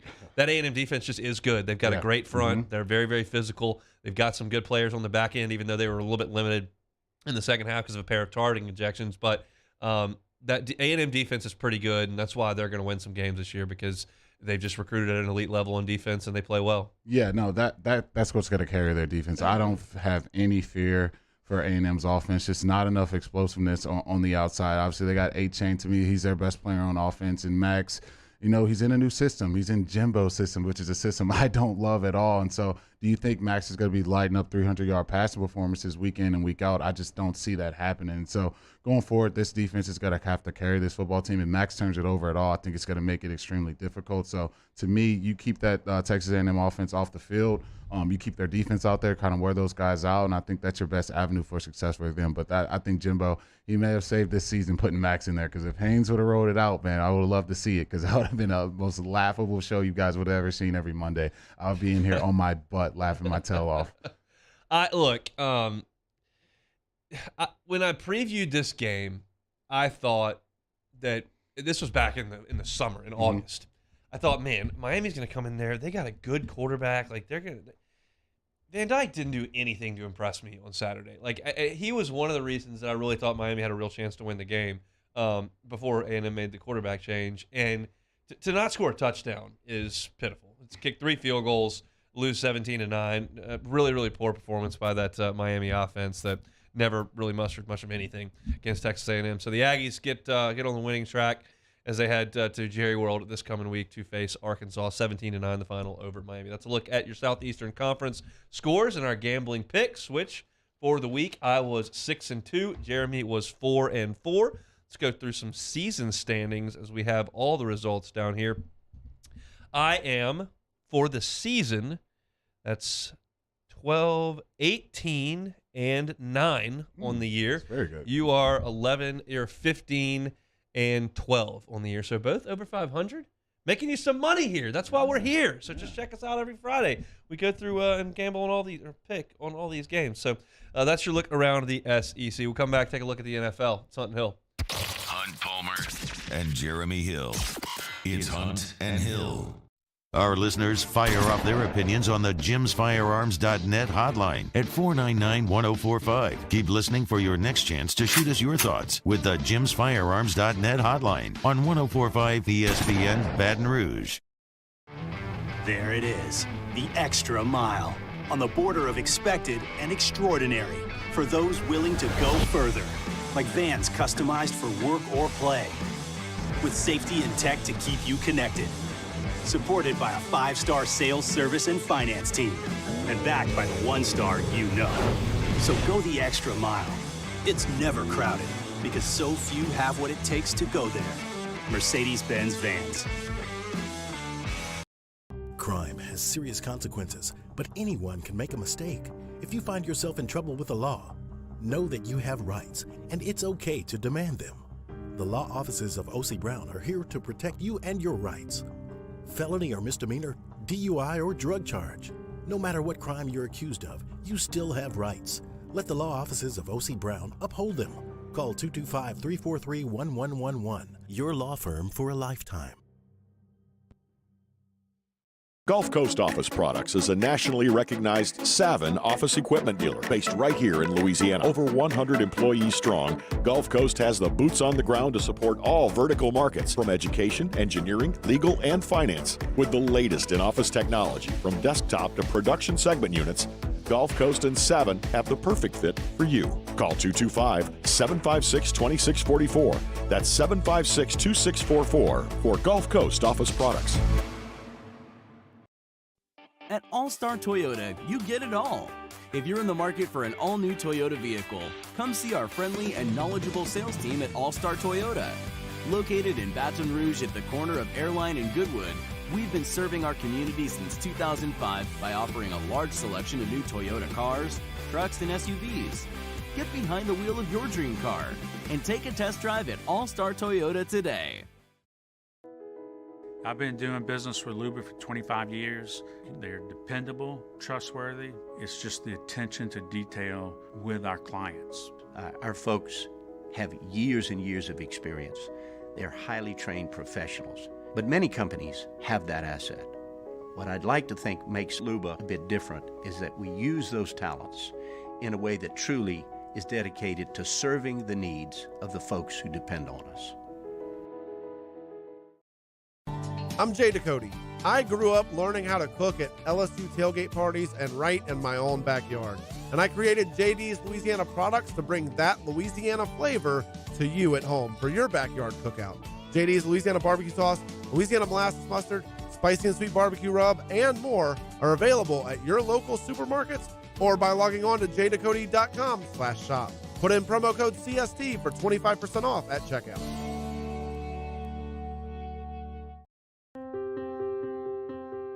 This isn't just another day. It's so much more. Kelly's life was put on hold when her auctioneer primary care doctor discovered a rare blood disorder. Her doctor connected her to an auctioneer care team of cancer, heart, and kidney specialists. With multiple primary care locations around Baton Rouge, same-day appointments, and online scheduling, we're relentless about keeping you healthy. Auctioneer Baton Rouge. Innovating healthcare for Kelly. This summer, meet Acura's heroes of performance.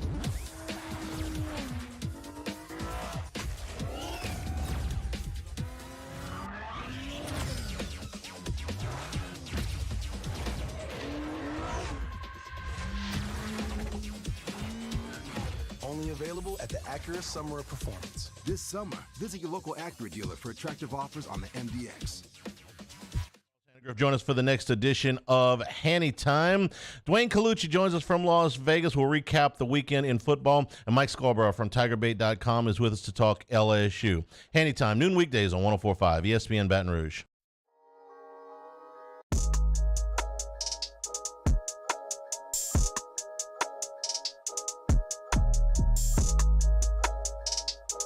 Hunt and Hill, 104.5 ESPN Baton Rouge. Wild day in the National Football League yesterday. The ESPN FPI win probability had the Browns at 99%. They lost. 66-yard touchdown pass, onside kick. Joe Flacco gets the ball back, throws his 4th touchdown pass of the day, and the Jets steal one from the Browns in Cleveland. 31-30 was the final. My guy Cade York missing an extra point. That's not good. Man. Yeah, my man Cade, man. Hey, that was a tough one. I think for the Browns, they kind of knew these growing pains would come with Watson out of the lineup. Brissett, he didn't have the worst day, actually. I mean, he 22 for 27, didn't have the worst day. Just they let that one get away. You can't lose a game like that in the fourth quarter, especially in the fashion that they did it. But a big-time effort by the Jets. You got to give those guys credit. They continue to battle. Joe Flacco kind of, said the naysayers, had a little something to say to them, but a big-time win for the Jets. Maybe Aiden Hutchinson's the next Lion to have a great 8-year career and quit in his prime, like Barry Sanders and Calvin Johnson. Yeah. He set the Lions' rookie record for sacks in a game with 3, and the Lions beat Washington 36-27. Yeah, I mean, when you think about pass rushers, I don't know how many you can name that are like 6'7", 250. Yeah. I didn't know in Michigan he was 6'7". I didn't realize that until the draft. Yeah, that kid's that's an absolute unit. So, yeah, he's going to wreak havoc on a lot of teams. You see why he was so highly regarded coming out of college. And, he's going to be a big-time player. But to me, Carson Wentz, man, it's just the express. Like, when our team's going to learn, like, it's not the answer, man. Like, it's just not the answer. Like, yeah, he can throw some yards, get some touchdowns, whatever. But if you want to win football games, I just don't think that's the guy I want leading my franchise. And then you hear all the stuff about who he is in the locker room. It's like, yeah, I guess good luck, Commanders. What about my guy Danny Dimes? The Giants get a win at home against the Panthers, who stink. 19-16, the final. Daniel Jones only threw for 178 yards, but they got the win. Yeah, they did, man. Look, actually, they may be low-key the talk of the league right now. I don't think anyone expected the Giants to start out the season 2-0. I don't think anyone could have predicted that, but they're off to a good start. And I think for Daniel Jones, he's extending his lifetime with the Giants right now, as long as he's winning these football games, because if things go the other way, I guarantee you that leash would have been cut in half. And I'm fortunate for my boy Taylor Sharps, Baker Mayfield. Not the best day. 14 for 29, 145. Took a couple sacks. Not very good. So we'll see what the Panthers do. I'm sure that's good news for the Saints. But, big-time win for the Giants. The first Brady-less, Roethlisberger-less Patriots-Steelers game since 1998. Steelers got it all figured out now. They got it figured out rolling on offense. 17 points in Pittsburgh. Look, man, it's always a bad thing when you lose to a team with a former defensive coordinator as offensive coordinator. But, I guess my boy Mike T's finding out what it's like to have money-making Mitch at quarterback, man. It's going to be tough to score points, tough to do some things, get some things done. They couldn't get Najee Harris going, which to me they're going to have to do to win football games. If Najee's not going for 100 or darn near 100 every week, I don't think Money Mitch is going to deliver them from evil. It took Joey B 5 turnovers, and they still almost lost that game. So, Steelers, it's I don't know, man. Mitch, we may be seeing the Kenny Pickett show before this season's up. These next two probably cost a lot of your people, your Survivor leagues. The Jags beat the Colts 24-0. We said that on Friday that the Jaguars were 3-13 in their last 16 division games, and all 3 wins were against the Colts. The Colts once again go to Jacksonville, and for whatever reason, they can't do anything when they get down to Duval County. Didn't score a point. That's so bad. I thought the Colts are going to be good, hand up. I considered picking them to win the AFC because I thought that Matt Ryan still had something in the tank. That defense is good. They got the guy that led the league in rushing. I was like, this team's going to be really good. Well, they're not. They're 0-2. Yeah, that's just so bad. 0-1. Yeah, same. Well, yeah, 0-1. But yeah, the same thing that to me happened in the Auburn game is that you give Jonathan Taylor 9 carries. He's going for 6 a pop. Feed that guy. I don't care if you're down 2 scores. Give that guy the ball. What are you doing? And it was just bad. And then Matt Ryan, do you see why the Falcons are like, hey, thanks Matty Ice for the MVPs and all the non-playoff seasons you had, but you got to kind of move on down the road. And that was on full display against the Jags. 3 interceptions, barely over 50% completion percentage. It's just Matty Ice, man. You were definitely on ice in that game. Okay, the Ravens had a 35-14 lead entering the fourth quarter and got beat by the Dolphins. 42-38, the final. Jalen Waddle had a big game, big touchdown at the end. Lamar ran for 100 yards. They were in total control through 3 quarters, and then something happened. Look, Lamar couldn't have played any better than he did. He had 9 for 119 on the ground. He goes 318 yards passing, 3 touchdowns, no interceptions. What more do you want from your quarterback? But I think the defense just totally let them down in that fourth quarter. And Tua, man, I was a little disrespectful to Tua, man, before the season, but he lit them up, man. He lit them up. He found Tyreek down the field. I think that was the biggest. Tyreek had 11 catches for 190 and 2 touchdowns. Yeah, he's still pretty good. Yeah, that was the biggest cause for concern. Can Tua get the ball to this guy? He's so fast. Does he have enough arm to get it to Tyreek? He did, and that they have the 2 of the fastest receivers I think in football. When you pair Waddle with Tyreek, and I guess they're trying to remake what he had at Alabama. And if you have that and Tua can do that, the Dolphins are going to be a team you got to look out for a little bit. My survivor pick: the Rams beat the Falcons by 4. I am the champion. Give me the props. I was never in my life cheering so hard for Marcus Mariota. Come on, look at me, guys. I'm cheering for Marcus Mariota, on the edge of my seat. Come on, Marcus. Come on, Marcus. Jalen Ramsey with the big pick. That's why you pay those guys the big bucks. That's why. If you want to know why, you pay a cornerback $20 million a season to make plays like that. And Jalen obviously made the play of the game. I thought that was a great ball that Marcus threw, give his guy a chance to make a play, but the better man won in that one. And the Falcons, the Falcons are competitive, man. I thought, teams would be running through them and, just getting dominated all season. But, they're a sneaky little team. Any given Sunday, that's a team you got to look out for. They can run the football. They got some weapons on the outside. They play well, but just not enough to get over the hump. And congratulations, Bob. Yeah, thank you very much. I appreciate that. Cooper Kupp still pretty good. 11 catches, 108 yards, and 2 TDs. San Francisco, just physical team. 27-7, they beat Seattle over there. That's what it's supposed to look like. Obviously, they didn't play very well 2 weeks ago, but that was impressive. No, it was. And I think for me, looking at the Seahawks, and I hate to do this, man. Look, it's guarantee zone, Matt Flynn, but I got to use this scenario. It's you can have the backup come in. Sorry, Matt. I just have to make this reference. No offense, man. Just I have to make this reference. You can have the backup just come in there and just light the world up.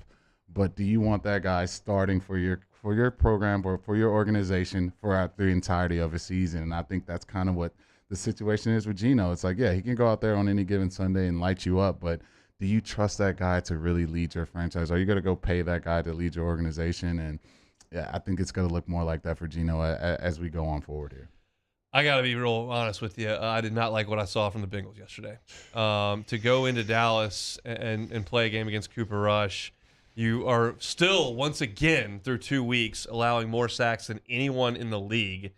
And you can't get it done against the Cowboys. 20-17 the final.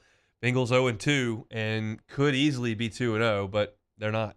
Yeah, and I think for me, offensive line, and Taylor made a great point, man. They're playing worse this year. You thought they made all these upgrades on the offensive line. It's great on paper. Oh, yeah, we're paying this guy this amount of money. We're paying that guy that amount of money. But you got to go out there and play, and you got to go play at a high level. And they're putting Joey in an Andrew Luck situation where he's getting the life beat out of him week in and week out. And I know how much grit he has, even in this game, coming back in the fourth quarter when they just couldn't get anything going, still gave his team another opportunity to win a football game. I know that's what Joey's going to do, but when you're getting sacked the amount of times he does, it has an accumulative effect. And as for your franchise quarterback, you never want to see them taking licks. So I think for me, the Bengals, they got to find a way to get Joe Mixon going, take a little pressure off Joe. He hasn't really been lighting the league up like you would want your running back that's getting paid $12 million to do. try to find a way to get Mixon going a little bit, take a little pressure. They're just pinning their ears back coming after Joe. And if you don't have, those old school Dallas Cowboys offensive lines, it's just going to make it too difficult to win. So, yeah, I did pick the Bengals to come out of the AFC. Couldn't get off to a worse start to the season. No, could not. And I with the sacks, I'm thinking maybe Joe's holding on to the ball too long, but then I think probably not. I mean, that guy's going to be prepared. He's really, really good. It's probably just a terrible offensive line. Mm-hmm. I mean, I'm sure there are times where Joe might miss somebody or miss something, but more often than not, I think this has got to be pinned on the guys up front. Jonah Williams has been a poor investment to this point. And they got to figure something out on the offensive front because you can't have your franchise quarterback on his back 10 times a game like these are doing right now. Broncos beat the Texans 19-6. Nothing significant to chat about there. Cardinals win an overtime game against the Raiders in Vegas, 29-23. That was a wild one. Oh, man. Talk about this. That's just NFL weekends. Just some wacky ending to some of these games, just down to the wire teams coming back. And yeah, that was not looking good for Kyler at all, and it just looked 16-point fourth quarter. Yeah, it looked a lot like, they got shut out in the first half. It looked a lot like it did against the Chiefs, but that's why Kyler's Kyler, man. I don't think many quarterbacks can extend a play for 20 seconds. I don't think I just count in your head to 20 seconds and imagine a football play going that long. It's a very long time, but when he's that little sonic machine out there, he's running around making plays. He's very, very difficult to deal with for these 300-pound linemen, and you got to give Cardinals credit. They found a way to win a tough road game. I think I've seen every Seinfeld episode 30 times. I've seen them all just a million times, and I still enjoy watching it, but I've seen it 1,000 times. That's what every Bears fan's got to feel like whenever they play the Packers. I've seen this before. For 30 years, I've watched these two quarterbacks wreck my world. 27-10, the final in that one. Justin Fields didn't love a quote after the game. He said, the fan base, city of Chicago. He said, well, the city of Chicago doesn't hurt as bad as we do because they don't put in the work. We put in the work. It's don't tell your fans they don't work. I realize they're not on the team, but they just don't need to say that. You don't need to say it. 7 for 11 and 70 yards, and you're griping with the fans. Yep. Get back in the lab, Justin. And I'm not maybe I'll throw the pick in there. You did have a pick too, and your QBR is 6 out of 100. So you might want to work on yourself. Look in the mirror a little bit. Focus on some throws, some reads, and stuff. Don't worry about the fans. They're gonna come to the games. They're gonna support you. Don't worry about them. You need to focus on football, my brother. And that did not look good. And you're a franchise quarterback. There's going to have to be a lot of improvement there. And, yeah, I think the Packers, every time people count them out, they're toast, they're toast, they're toast. It's Rodgers, man. He's not going to fall off the face of the earth. And I think they're going to be a team you got to look out for. They sure are. 27-10, the final in that one. A pair of games coming up tonight. We'll talk about those later. 30 minutes to go here on a Monday edition of Hunt and Hill. 104.5 ESPN Baton Rouge with Hunt and Hill. In times of need, get a full list of phone numbers, websites, and other important emergency information on the Demco Stormwatch page at 1045ESPN.com.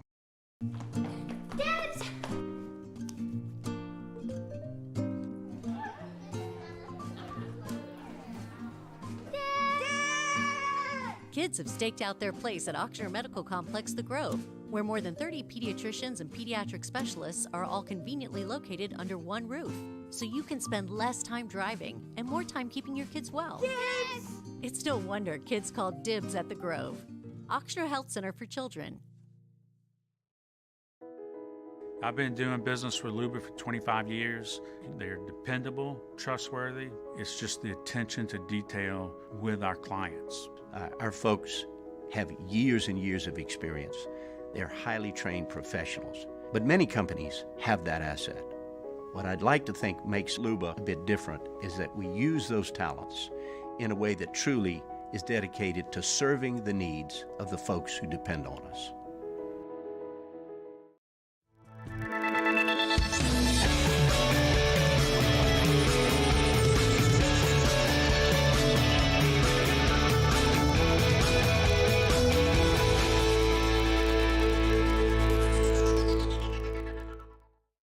Gulf Coast Office Products is a nationally recognized Savin office equipment dealer based right here in Louisiana. Over 100 employees strong, Gulf Coast has the boots on the ground to support all vertical markets from education, engineering, legal, and finance. With the latest in office technology from desktop to production segment units, Gulf Coast and Savin have the perfect fit for you.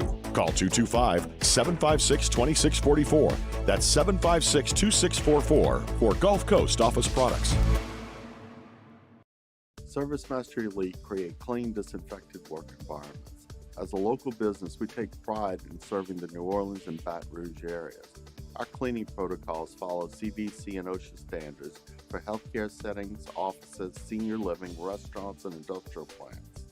Contact ServiceMaster Elite to get your operation ready for reopening with germ disinfection cleaning.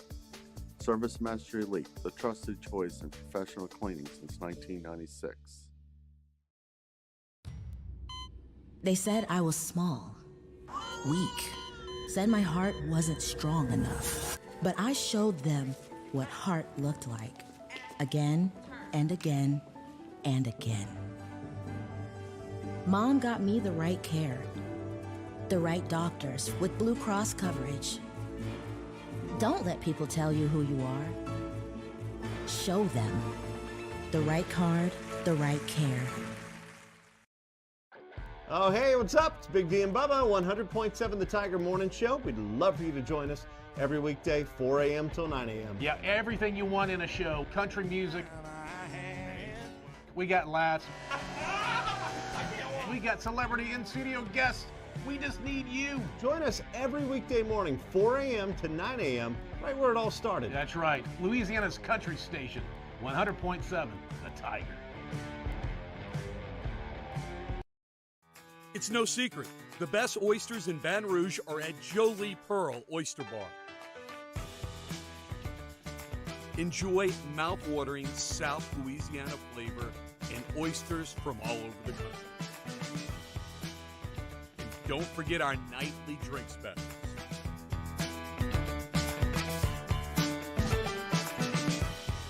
Jolie Pearl Oyster Bar, located in downtown Baton Rouge.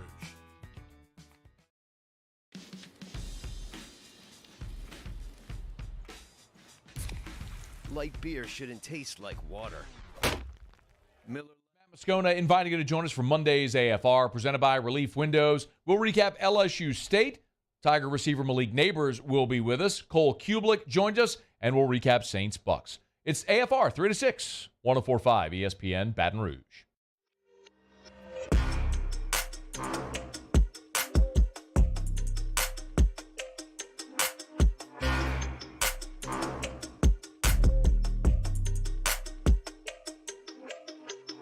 This is Hunt and Hill on 104.5 ESPN Baton Rouge. Not a ton of newsworthy stuff from Brian Kelly's press conference today. You'd expect that as LSU plays New Mexico coming up this week. But I did notice a little bit of a slip up, and I found it humorous. He said in his press conference in preparation for New Mexico, said that Danny Gonzalez is their coach there. He's a great offensive mind, a great play caller.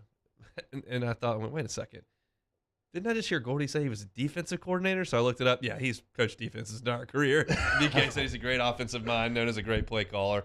So, look, we're trying to pump up New Mexico a little bit here, but just missed the talking point a little bit. Look, as a former athlete, it's the most annoying thing ever when you're playing like Towson or you're playing Northwestern State and you have to just pump these guys up like they're about to go win the national title.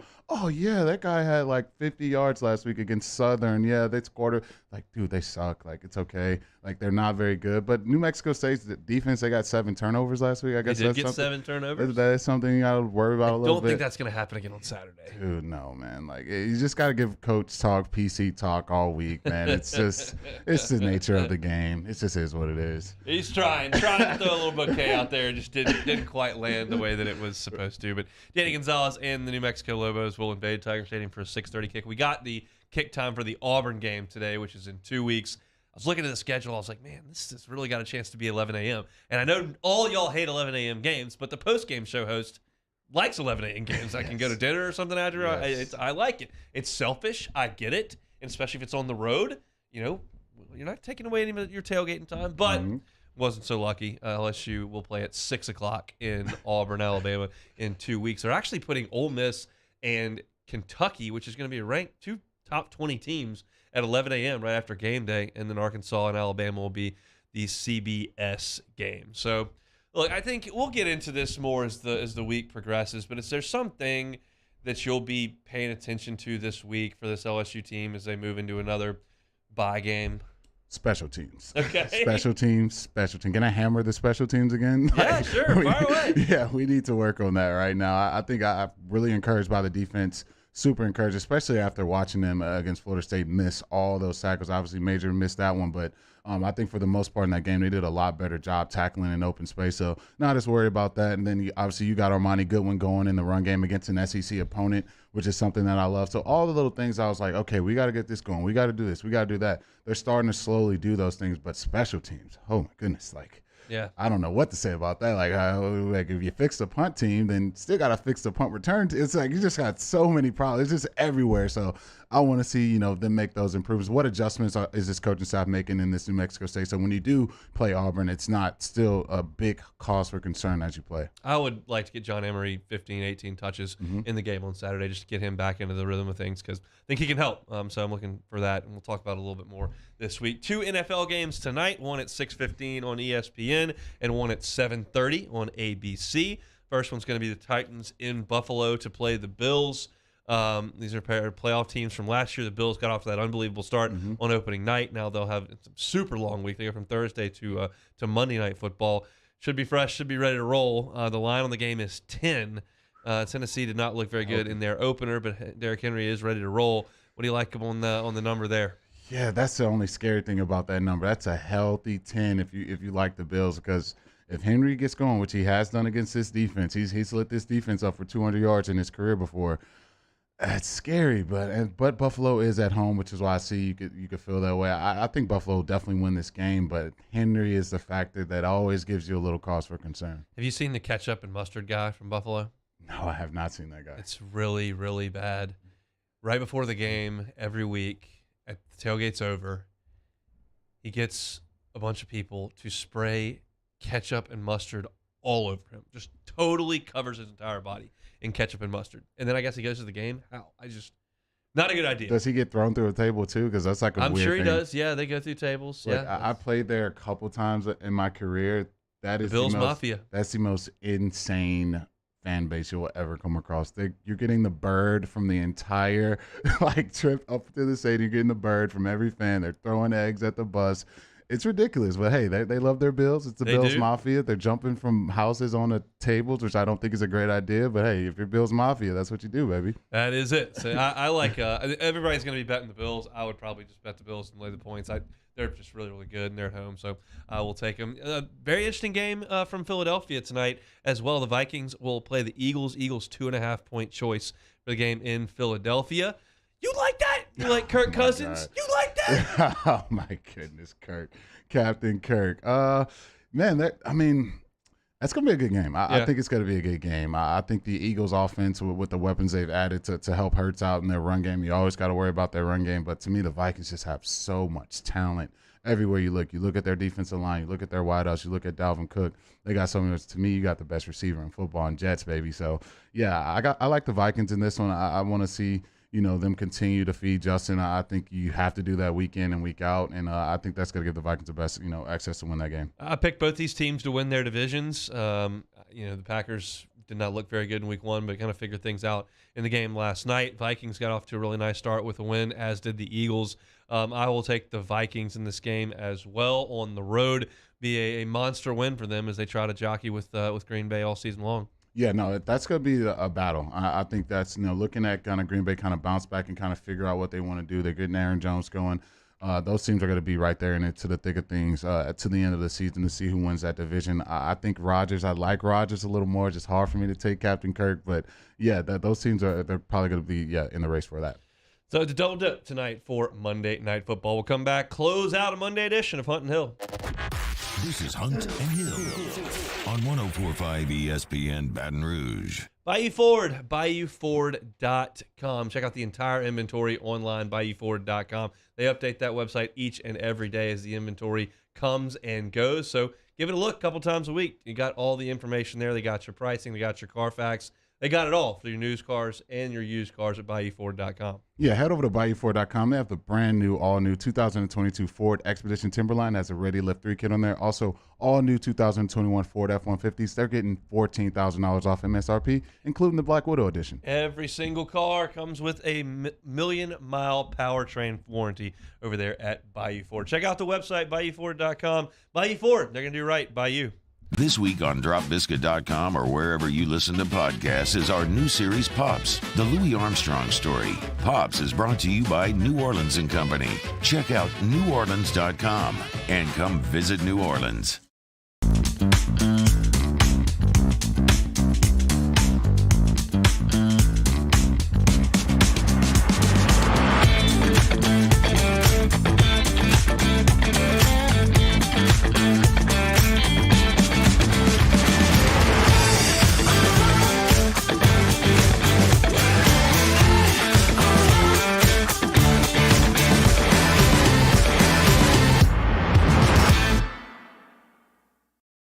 Three people walk into a bar. The first two order the same old margs. The third, Nuevo Topo Chico Margarita Hard Seltzer. Crafted with real lime juice and a crisp tequila flavor. Topo Chico Margarita Hard Seltzer. There it is, the extra mile. On the border of expected and extraordinary. For those willing to go further.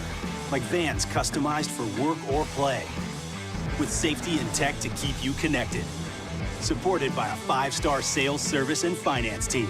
And backed by the 1-star you know. So go the extra mile. It's never crowded because so few have what it takes to go there. Mercedes-Benz Vans. Gulf Coast Bank and Trust is giving our customers the power to bank anywhere, anytime during this challenging event. And we're right there with you. Our mobile banking app is a smart way to manage your money and time. Gulf Coast Bank and Trust, the bank that cares about you. Eli's always been into grilling. It took us a while to see it, but the signs were there. What are you doing, Eli? I knew grilling was my thing. I have been talking about it throughout my career. Happy with the results? I am. Got the new grill from barbecueguys.com. It performed great. My advice, as I always told my boys, do more of what you're born to do. Barbecue Guys, for those who were born to grill. You want cheese on your burger, Pops? I'll take a little cheese. Crime has serious consequences, but anyone can make a mistake. If you find yourself in trouble with the law, know that you have rights, and it's okay to demand them. The law offices of O.C. Brown are here to protect you and your rights. Felony or misdemeanor, DUI or drug charge. No matter what crime you're accused of, you still have rights. Let the law offices of O.C. Brown uphold them. Call 225-343-1111. Your law firm for a lifetime. I've been doing business with Luba for 25 years. They're dependable, trustworthy. It's just the attention to detail with our clients. Our folks have years and years of experience. They're highly trained professionals, but many companies have that asset. What I'd like to think makes Luba a bit different is that we use those talents in a way that truly is dedicated to serving the need. Jimmy out at Charles Handegriff. Monday, 6 to 8 p.m. We're at Spoken Hub Restaurant on Government Street in Mid-City. We recap the weekend pro and college football. Game Time presented by Bet Rivers on 104.5 ESPN Baton Rouge.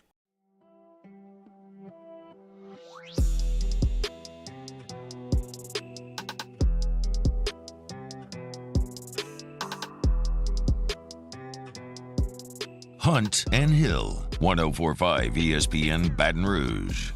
Closing up shop here, Monday edition of Hunt and Hill. Starting off the work week. Bottom of the mountain again, but we'll get back to the top by Friday. Hope your work week's off to a good start. All right, let's play some Take It or Leave It, sir. Alrighty, here. After getting absolutely crushed by Georgia 48-7, Shane Beamer was asked by a reporter if he sensed his football team had given up in the locker room. Are you taking or leaving? That is a proper question to ask a head coach. I'll leave it. I heard this. The question was, did you sense any give up in your guys? And Beamer took offense to it basically and said, "Come on, Phil. What kind of question is that?" No, there's not. And no, it's not a great question.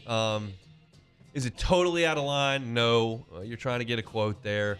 But I didn't love it. I didn't love the question. suspension. So yeah, I didn't love it. After being suspended in 2018 for a vicious hit against Marshawn Lattimore, Tampa Bay Bucs wideout Mike Evans found himself in the same situation, kicked out of yesterday's game, suspended for violently pushing Lattimore once again. Should have been a harsher suspension than 1 game. Take it or leave it. I have to take it. I mean, if the NFL is going to have any consistency in anything you do, from the second I walked into that league, they're like, okay, if you get suspended for this and you do it again, it's double. And then do it again, it's double.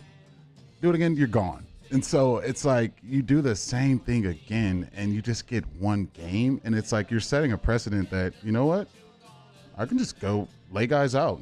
Just 1 game. It's like, I just don't like it. I think you got to give him more than 1 game. I think 2 is probably fair, maybe 3, but just 1 game for that. Like, I just keep thinking, like, if he falls and hits his head, that's a concussion. You may be knocked out. There's no telling what can happen. So you just don't want that stuff in football. It's the reason why they took out the blindside hits. They took out all that stuff out of the game to avoid stuff like that. So you can't be having guys just going lay people out, running full speed doing that. It's just bad for the game of football. So, yeah, you definitely should have got a harsher suspension than he got. I don't hate it. Yep. All right. Former Chicago Cub Anthony Rizzo. He returned to the Yankees lineup yesterday after suffering intense migraines, where he hit his 31st home run of the season, 1 shy of his career high. Taking or leaving. Chicago's own Rizzo breaks his career high this season. That's right. He is Chicago's own. I'll take it. I'll take it. I mean, guy's probably he's playing a T-ball field over there in New York. The porch in right field's like 18 feet. So, yeah, I think he'll probably hit a couple more. And I love Riz. That's my captain. World champion Anthony Rizzo. Cubs just don't want to pay it. Whatever. After turning down $84 million guaranteed in 2021, Dennis Schroeder is back with the Los Angeles Lakers on a $2.64 million contract for next season. Lakers got away with a huge discount, the biggest in the history of the sport. Take it or leave it. I'll take that. I mean, I couldn't think of any way. I bash Rob Pelinka as much as I can because I just don't think he does a very good job. But this case, I love this because, for one, what I hear now, Russell may be going to the bench, which is going to be great for my Lakers. Who's making that call? I guess Darvingham Thanksgiving. I think he'll be making that call, but that's what the reports are saying. Now that window is open a lot more than it was before. So we'll get Schroeder back out there, saving a lot of cheese. Giving that guy $84 million would have been asinine to me. You give him on a veteran minimum deal. Now we can make some moves with Russell. Let's see what's happening, man. I'm feeling my Laker pride right now. Let's go. You're feeling your Laker pride. Oh, yeah. Because they're going to bench Russell Westbrook. Yes, I'm telling you. It's going to just change our entire season. So you're going to win like 31 games now? No, we'll make the playoffs if Russell doesn't play. I'm telling you right now. Just give the ball to LeBron. Let him in it. I like watching Russell play. Breaking it off the side of the backboard. Oh, my God. Pulling up. I knew Russell probably lost his touch. He's literally in pregame warmups. He tries to throw an alley-oop to himself. If you go on YouTube, just type this in. Tries to throw an alley-oop to himself. He throws the ball over the entire backboard. You hate to see that. Never seen anything like it in my life. But hey, Russell, he's getting paid $48 million for the team this year. So hey, what are you gonna do? That is a thing of beauty. All right, our Citizens Bank poll question of the day was about the Mike Evans. It was about the Mike Evans suspension. Was it too harsh, too light, or just right? I'm guessing I'm going to know what the overwhelming majority thought, and I am correct. 6% thought it was too harsh to give him a game suspension. 25% thought, yeah, 1 game is about right.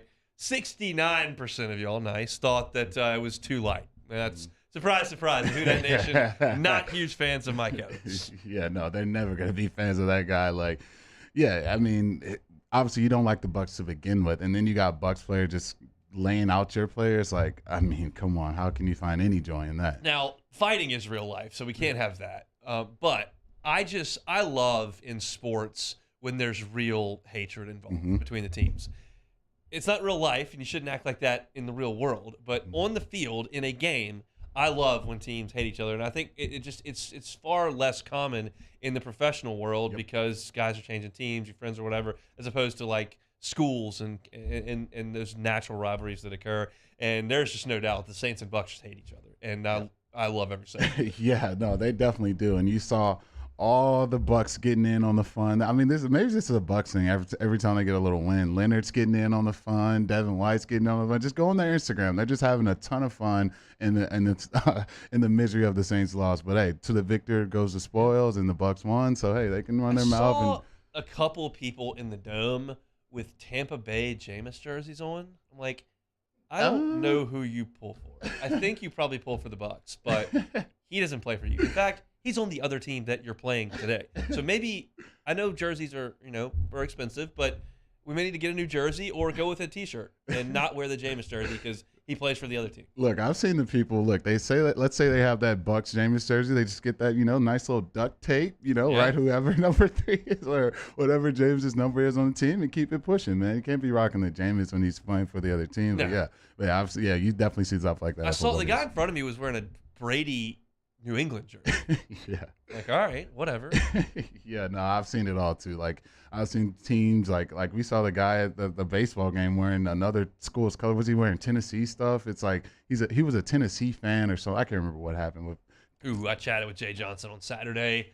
Oh yeah, I did Got see me Jay. fired up. Yeah, he was our pregame guest. We have a different head coach from a different sport on campus, and I chatted with Jay for about 15 minutes on Saturday, and he's pretty excited about the fall to come. It's going to be a pretty good one. I can't wait to get over there. They start fall ball up the 1st of October, so we got about 3 weeks until they crank up over there at the Box. And every once in a while, we'll talk about it on this show. It's football season. I know we're going to talk football, but every once in a while, just sprinkle in a little Thatcher Hurd update, sprinkle in a little Tommy Tanks update, a little Dylan Cruz action.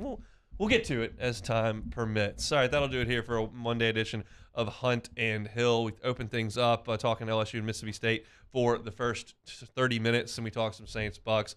In hour number 2, we reacted to the action in the SEC at 2 o'clock and then went to the NFL at 2:15. So if you missed any of that, you can catch it on demand, 1045ESPN.com, Spotify, Apple Podcasts, YouTube. However you access audio in your day-to-day life, you can find us there. Search Hunt and Hill. Use that ampersand in the middle. Search Hunt and Hill. You can like, subscribe, rate, and review, and all that. We really appreciate you people on YouTube. Throw us a like. We very much appreciate all of that. Reminder, the lunch hour, first hour, the opening hour, brought to you by the Shed Barbecue here on Monday. It's got a big show coming up tomorrow. We'll have Glenn West on from Go247 to talk Tigers, maybe a little bit of recruiting as well. Sharif Ishak from WDSU recapping what we saw in the Superdome and where the Saints go moving forward. I'm going to ask him about what's the deal is with Jameis and whether or not he's healthy, so we'll talk to Sharif on tomorrow's show as well. Jimmy Ott's Game Time is coming at you from 6 to 8 this evening. Matt Moscona is about to drive you home with After Further Review. Hope everybody has a great Monday afternoon. We're back tomorrow, 1 to 3. It's Hunt and Hill.